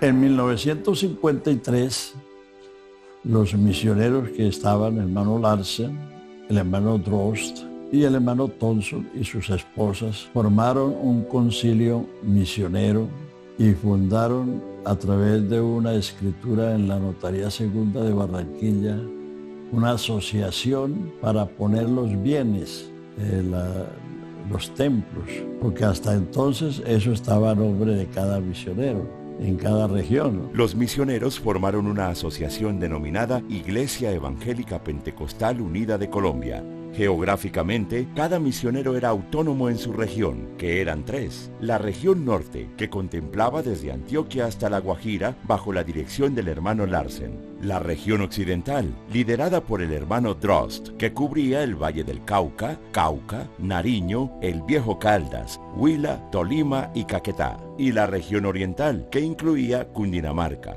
Boyacá, los Santanderes y los Llanos, bajo la dirección del misionero Thompson. En el año 1958, el hermano Bill Drost y su familia se trasladarían a Uruguay para continuar con el trabajo misionero en ese lugar, quedando el hermano Morley y su esposa Sally a cargo de la región occidental. De esta manera, funcionaría la iglesia hasta obtener su personería jurídica por parte de la Gobernación del Atlántico en el año 1963. Así se trabajó y ya más adelante ellos nombraron al hermano Campo Elías como un presbítero nacional para que ayudara en las situaciones que se presentaban con pastores o con iglesias. Al mismo tiempo, un conflicto surgiría en Norteamérica y que se relacionaba con la fusión que habían firmado las iglesias canadiense y estadounidense a mediados de los 40. Los canadienses hicieron un convenio con la iglesia americana, que en realidad no era la iglesia americana, es decir, esas iglesias no existían como organizaciones. Eran grupos cristianos que se fueron conociendo y por eso le pusieron Iglesia Pentecostal Unida, porque un poco de grupos independientes se unieron para trabajar. Pero en el convenio que ellos habían hecho, los canadienses dijeron, bueno, vamos a unirnos, a ver qué tal funciona, con una condición: que un miembro de la Junta Administrativa de Estados Unidos siempre sea canadiense, uno de ellos, y que sea el director de misiones extranjeras. Ese convenio se hizo, se aprobó y arrancó el trabajo ya de las dos iglesias formando una, pero ya la iglesia nuestra estaba formada, porque eso ya fue en el 45 y ya la iglesia nuestra llegó aquí en el 37, así que ya estábamos corriendo y teníamos unas congregaciones. Después de eso, en un año que hubo elecciones, hubo un hombre llamado el hermano Oscar Boga, que él manejaba acciones petroleras y cosas, de hombre de dinero fuertecito. Entonces él dijo, no, yo quiero ser director de misiones extranjeras. No, pero es que tenemos ningún convenio. Aquí los votos son los que van a definir eso. Entonces hizo una campaña a favor de su candidatura, pero descaradamente, y en contra de que ese canadiense estuviera ahí. Lo que sucedió es que él ganó las elecciones y el canadiense perdió. Los canadienses, al ver que no se habían cumplido las condiciones iniciales del acuerdo, deciden separarse de los estadounidenses y una nueva discusión surgiría de esta separación. ¿Con quién debían quedarse los colombianos? Yo recuerdo que llegué a la iglesia ese día y la hermana Larsen tenía una carta en la mano y la encontré como llorosa. Yo tenía como 15 por ahí. Y bueno, hermano, ¿qué le pasa? Digo, oh, hermano Álvaro, esto es un día muy difícil. Entonces tenía una carta que ese director de misiones decía que o se iban con ellos o los iban a echar. Entonces ella decía que el hermano Larsen no podía hacer eso porque lo mandó aquí los canadienses y trabajaba con el hermano Sters, que era el director de misiones. El hermano que sustituyó al hermano Sters, que fue el hermano Oscar Boga, vino a Colombia por primera vez y le dijo al hermano Larsen, go home, vete para la casa. Y el hermano Larsen le dijo, tú que vienes la primera vez a Colombia, me vienes a decir a mí que tengo 30 años de trabajar y que me vaya para la casa, tome la licencia. Le entregó la licencia. Él tenía licencia del Canadá y licencia de los Estados Unidos. Al ver que el hermano Larsen le renunciaba, Bouga nombraría a Domingo Zúñiga como presidente de la iglesia, una decisión ilegal, ya que ante el Estado colombiano, Werner Larsen era el representante. El propósito era desplazar al hermano Larsen, porque el hermano Larsen era el hombre más respetado, más estimado, era el pionero de la iglesia en Colombia, porque era el único que tenía 30 años de estar trabajando seguido aquí. Los creyentes colombianos también mostrarían su desacuerdo, no solo con la decisión, sino también con la forma en la que había sido tomada. La discusión fue grande de qué hacer. Como no se llegaba a un acuerdo, el hermano Bouga fue el que propuso que entonces se le diera la autonomía a los colombianos y que los misioneros quedaran como asesores. El problema radicaría en la función de los asesores, quienes no tendrían la misma influencia organizacional que antes. Una propuesta que tampoco sería bien recibida por los misioneros Thompson y Morley, quienes habían sido enviados a Colombia por la misma Junta Misionera de los Estados Unidos. Hermano Thompson y hermano Morley, que representaban a los americanos, hicieron tolda aparte, se separaron de la iglesia y obviamente que los colombianos quedamos con lo que teníamos. El hermano Larsen, a pesar de haber renunciado a la membresía estadounidense, continuaría trabajando con nuestra iglesia desde Barranquilla, pero esta vez como consejero de la Junta Nacional, que quedaría conformada por líderes colombianos. Eso duró hasta los años 70, cuando ya se organizaron los distritos, y cuando se organizaron los distritos también se organizó el consistorio. No obstante, pese a la nueva estructura organizacional, el hermano Larsen decidiría regresar con su familia al Canadá a los pocos meses. Yo le dije, ¿por qué se van? Si aquí todos lo amamos y lo respetamos, lo necesitamos, queremos que no se vaya. Entonces él me dijo una cosa que a mí me pareció rara en ese entonces, pero que ahora entiendo que es así. Dijo, el misionero es como el andamio. Una vez que el edificio está completado, pues el andamio se retira. Y así es. Luego de 33 años como misionero, Werner sentía que su labor en el país había terminado, habiendo dejado establecida una iglesia sólida y creciente. Fue un hombre que predicaba y enseñaba el evangelio. Y el hermano Larsen era ese hombre que predicaba el evangelio, que predicaba a Jesucristo y su calvario constantemente. Una vez de regreso a Canadá, el hermano Larsen se establecería en Montreal con su familia, sin perder nunca el contacto con la iglesia en Colombia. Era muy frecuente que recibieran cientos de cartas de parte de los creyentes colombianos, en donde les mantenían al tanto de la obra en el país. El hermano Larsen finalmente moriría el 20 de septiembre de 1972 y la hermana Falleta en el año 2002. Ella se murió un 1 de septiembre. Mi abuelo murió en septiembre, mi mamá también murió en septiembre y pareciera que ella estuviera esperando que fuera el mes de septiembre para partir, porque justamente el 1 de septiembre falleció.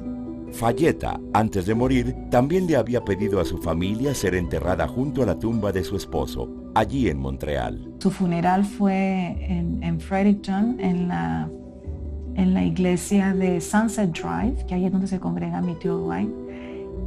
Pero a los 2 días más o menos fue el entierro aquí en Montreal y trajeron el cuerpo al cementerio de aquí de Mont Royal. Y fue el hermano Fontalvo que ofició, Luis Carlos Fontalvo, que ofició la ceremonia en el cementerio cuando ella fue enterrada. Y está enterrada juntamente con mi abuelo, con el hermano Larsen.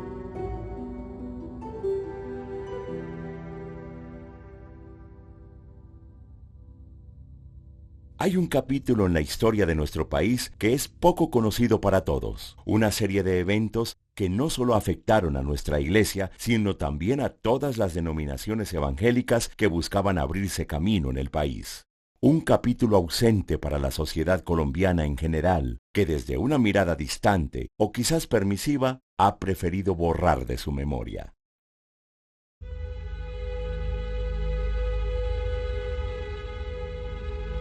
En cambio, sobre esa obra demoledora, ved lo que pretende erigir como principios que nos gobiernen.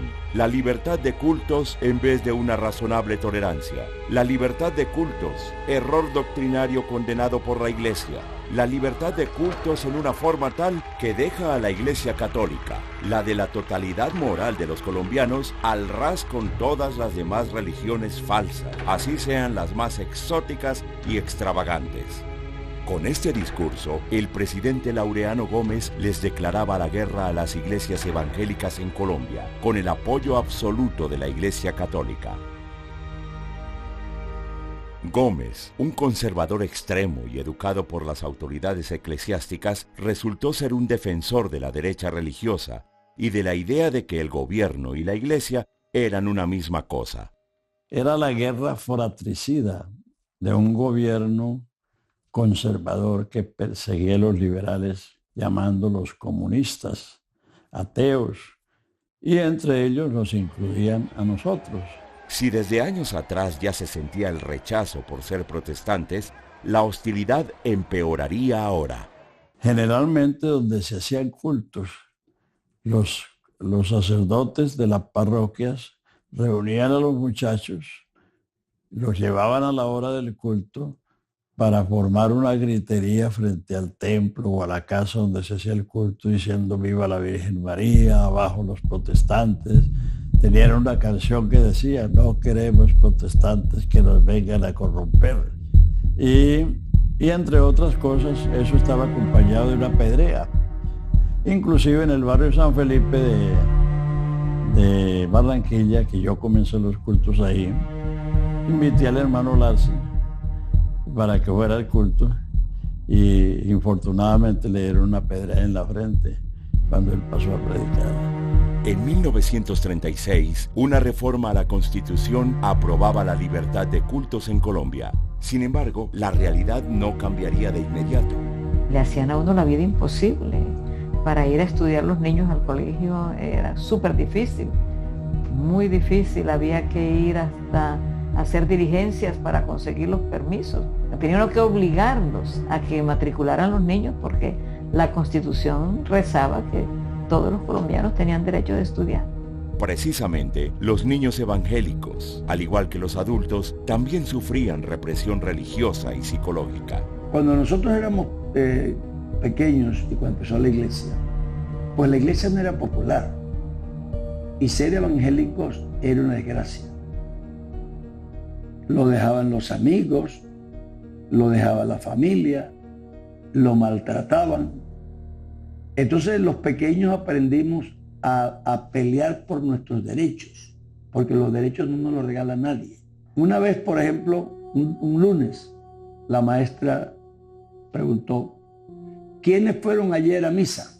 Habían hecho una lista.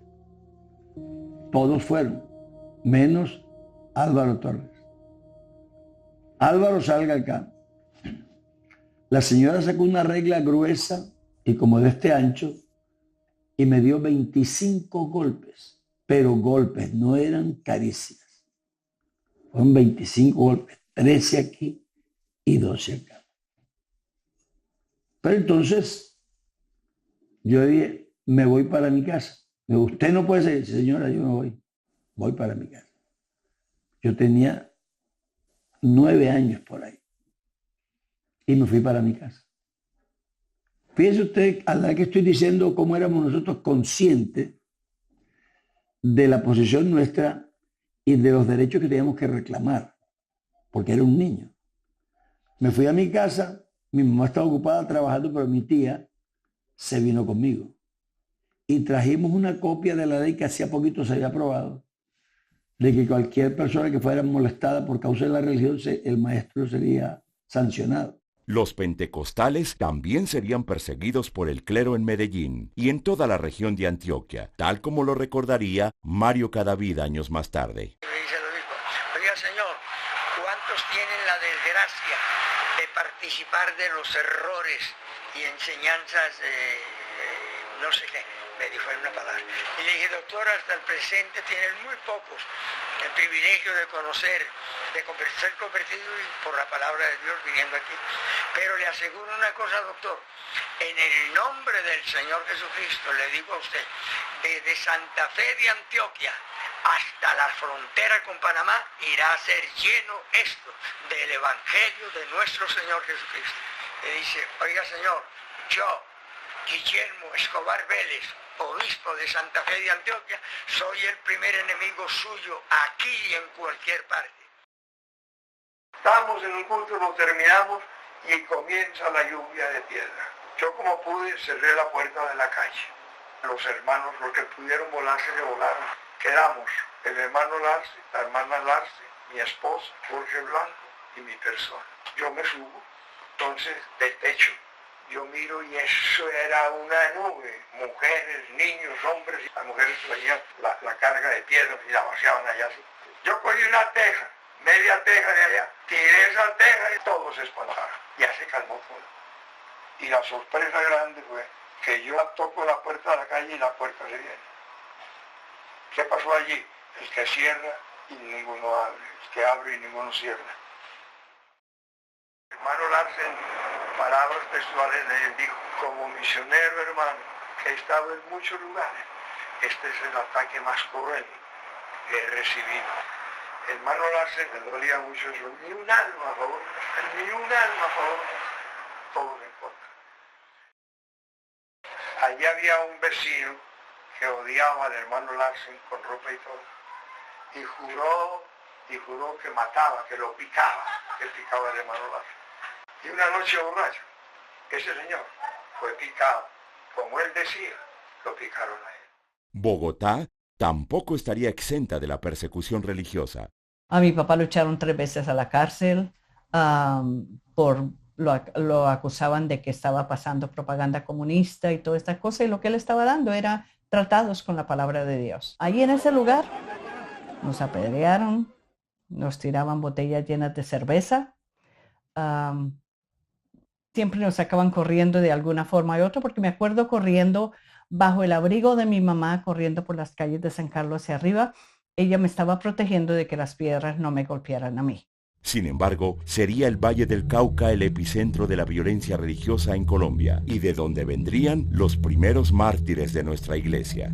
La gente había decidido moverse a Cali desde las zonas montañosas, protegiéndose de las bandas de asesinos contratados por el gobierno conservador para exterminar a los liberales.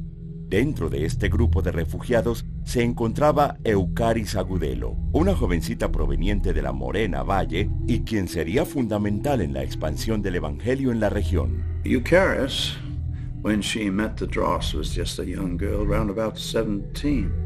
Cherubic-looking, dark-eyed girl. She was from the mountain, La Morena, and she was there in Cali, and one of the earliest people to visit the meetings, brave enough to face all the opposition. Of course, Bill himself had faced looking down a gun barrel many times the threatenings, but everybody was threatened. Al escuchar el mensaje de salvación que predicaba el hermano Drost, Eucaris se convertiría y pronto recibiría el Espíritu Santo, pero allí también llegaría su llamado. Eucaris got it in her spirit that she wanted to go back home and tell her friends and family. Back in the mountain, many were interrelated. She wanted to tell them about the Lord and what had happened to her. This girl was the one that took the gospel way up to the mountain. She walked miles and miles and miles por llevar el evangelio. Sí, oh yes, she was very faithful. Luego de su conversión, Eucaris retornó a su hogar en La Morena para testificar a sus parientes y vecinos, incluyendo a su primo Saúl Ramírez, quien también se convertiría. De esta manera, la comunidad comenzó a aceptar el mensaje y se derramó un avivamiento sin precedentes. Semanas después, el hermano Drost designaría a Eduardo García como pastor en La Morena. Pero mientras la iglesia crecía en número, también llegarían los primeros mártires. Young men, particularly I think of Lionel and Martin. Lionel was just a young man. I think he was only about 17. And he'd arranged to stay and look after his old uncle while the folks in Cali were having their first convention. People went down to it. Sin embargo, Leonel Peña se quedaría en el campo, acompañando a un anciano que no podía asistir a la convención. Pero de regreso, Leonel fue abordado por varios hombres que habían sido pagos para obligarlo a renunciar al Evangelio.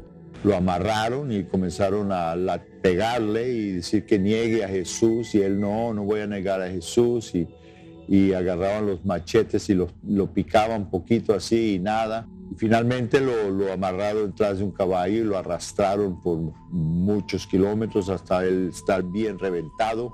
Ahí le pidieron de que él negase, muriese en paz negando, y que él diese honra a la Virgen María. Y en vez de eso él comenzó a cantar: hay poder, poder, sin igual poder en la sangre de Jesús. Leonel sería brutalmente baleado. A las pocas semanas de su muerte, el hermano Drost recibiría la visita de uno de los asesinos. Él estaba cambiando la llanta de la camioneta y vino uno y dio la vuelta varias veces a la camioneta de mi papá a caballo, y ahí le preguntó: ¿tú eres el gringo misionero? Mi papá le dijo: sí, yo soy. Y fue él que le contó la historia a mi papá de cómo aconteció, y él dijo: yo fui uno de ellos. Y él dice: yo no puedo dormir de noche porque yo siempre estoy oyendo que él dice: hay poder en la sangre de Jesús, hay poder en la sangre de Jesús. El crimen se repetiría, pero esta vez con Martina Darbe, quien se había casado recientemente con una joven llamada Alicia Mejía. Same thing, almost the same thing. They threatened him with death unless he gave his faith up. He wouldn't. They shot him. His wife was down there in Cali working so that he could work in the mountain as an evangelist around the people. But they shot him dead. When Ruth heard it, his wife was there praying at the altar. She had to go over and tell this young lady, recently married, that her husband had been killed by the gunmen up there. The persecution was intense. Casi un año después, matarían a 7 hermanos en Tesorito mientras celebraban un culto, incluyendo a la madre de Alicia Mejía, viuda de Martín. Los vecinos vieron a 18 hombres armados aproximándose a la casa.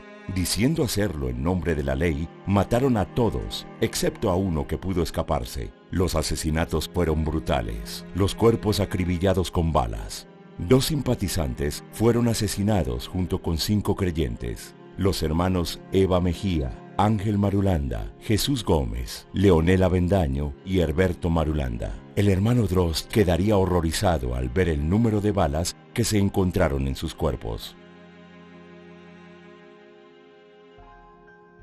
Y la madre de la otra hermana, Alicia, ella también murió. Ellos le mataron una noche.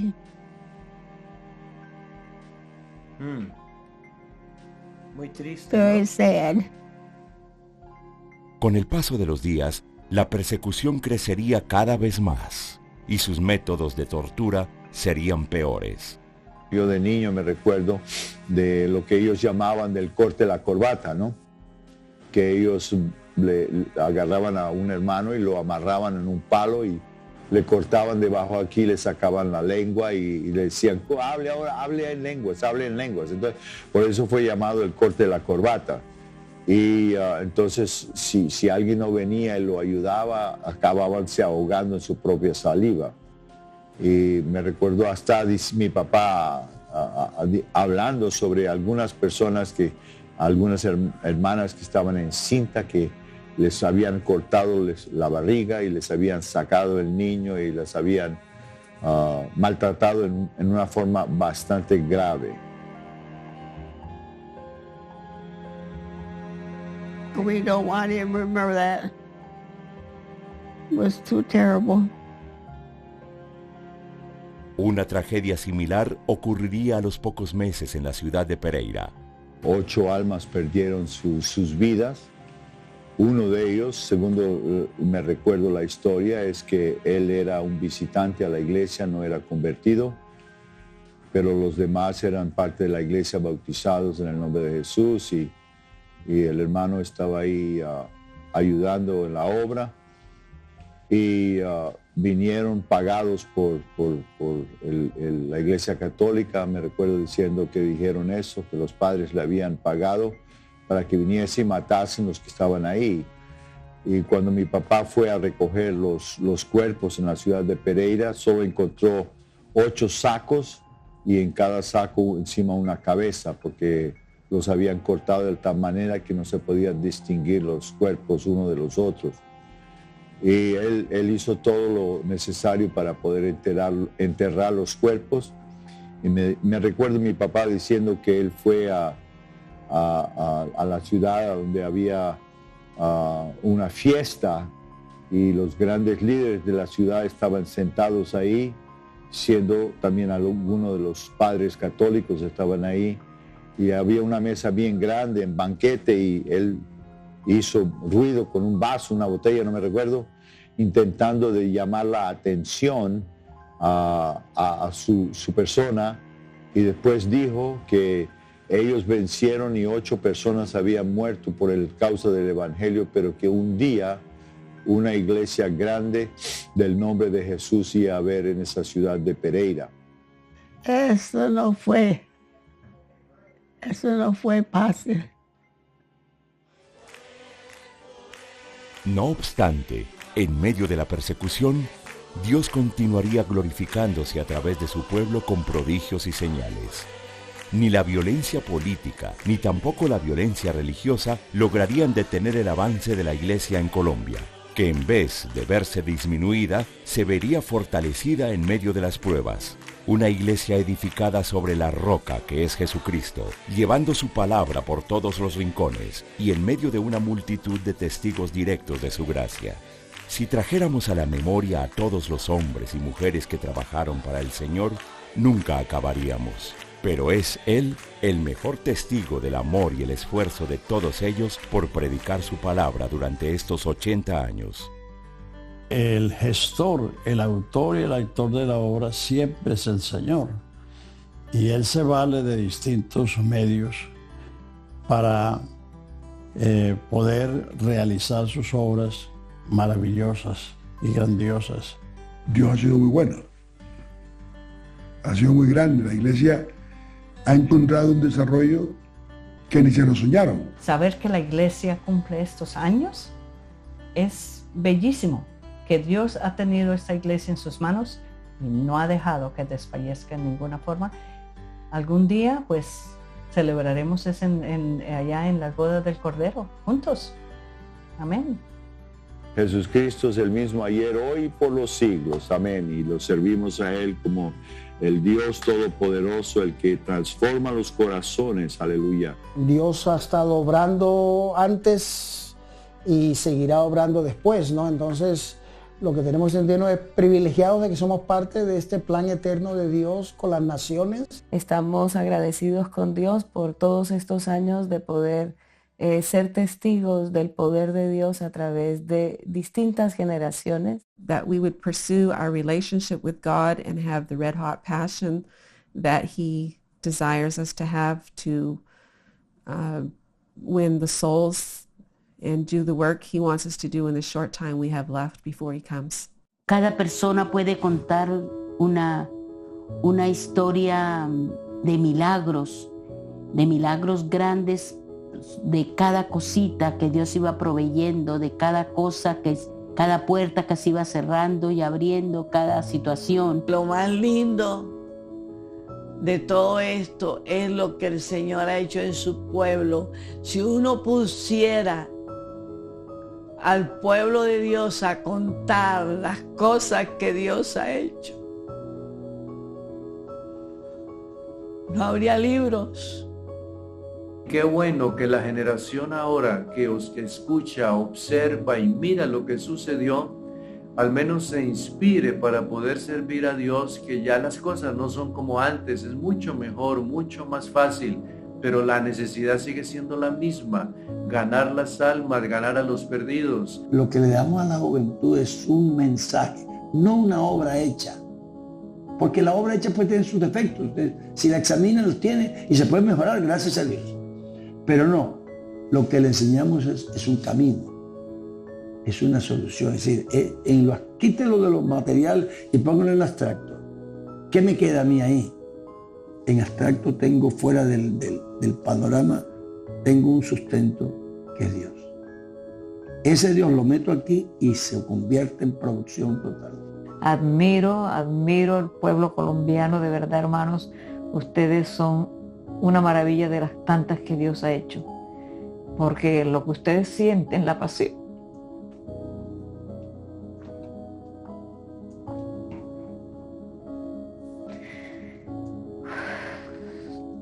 Ir a países tan lejanos y ubicarse en un país tan lejos del suyo, pero llevar en el corazón ese fuego y decir, por favor, vengan, envíen a alguien.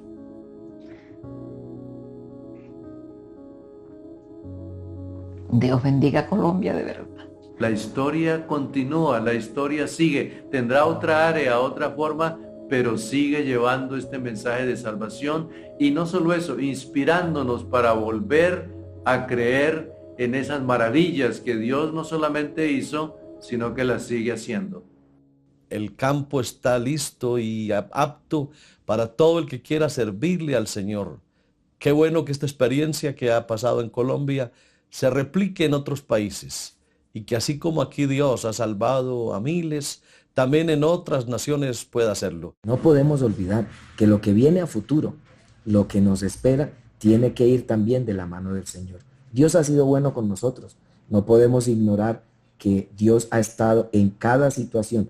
Aún no podemos ignorar lo que dice la palabra del Señor cuando refleja que a los que aman a Dios, todas las cosas les ayudan a bien. Basically, I guess just the Lord is coming soon, so keep working and keep the faith and reach the lost before He comes. Dios va a escoger a otros jóvenes, a otros que van a poder decir, yo estoy dispuesto a servir al Señor a donde Él me lleve en el mundo. Vale la pena dar su vida a Jesús, aleluya, gloria al Señor. Él murió por nosotros para darnos vida. Vale la pena, hermanos. Consagren todo lo que tienen, todo lo que posea, todo lo que es al Señor. Vale la pena porque hay galardón arriba.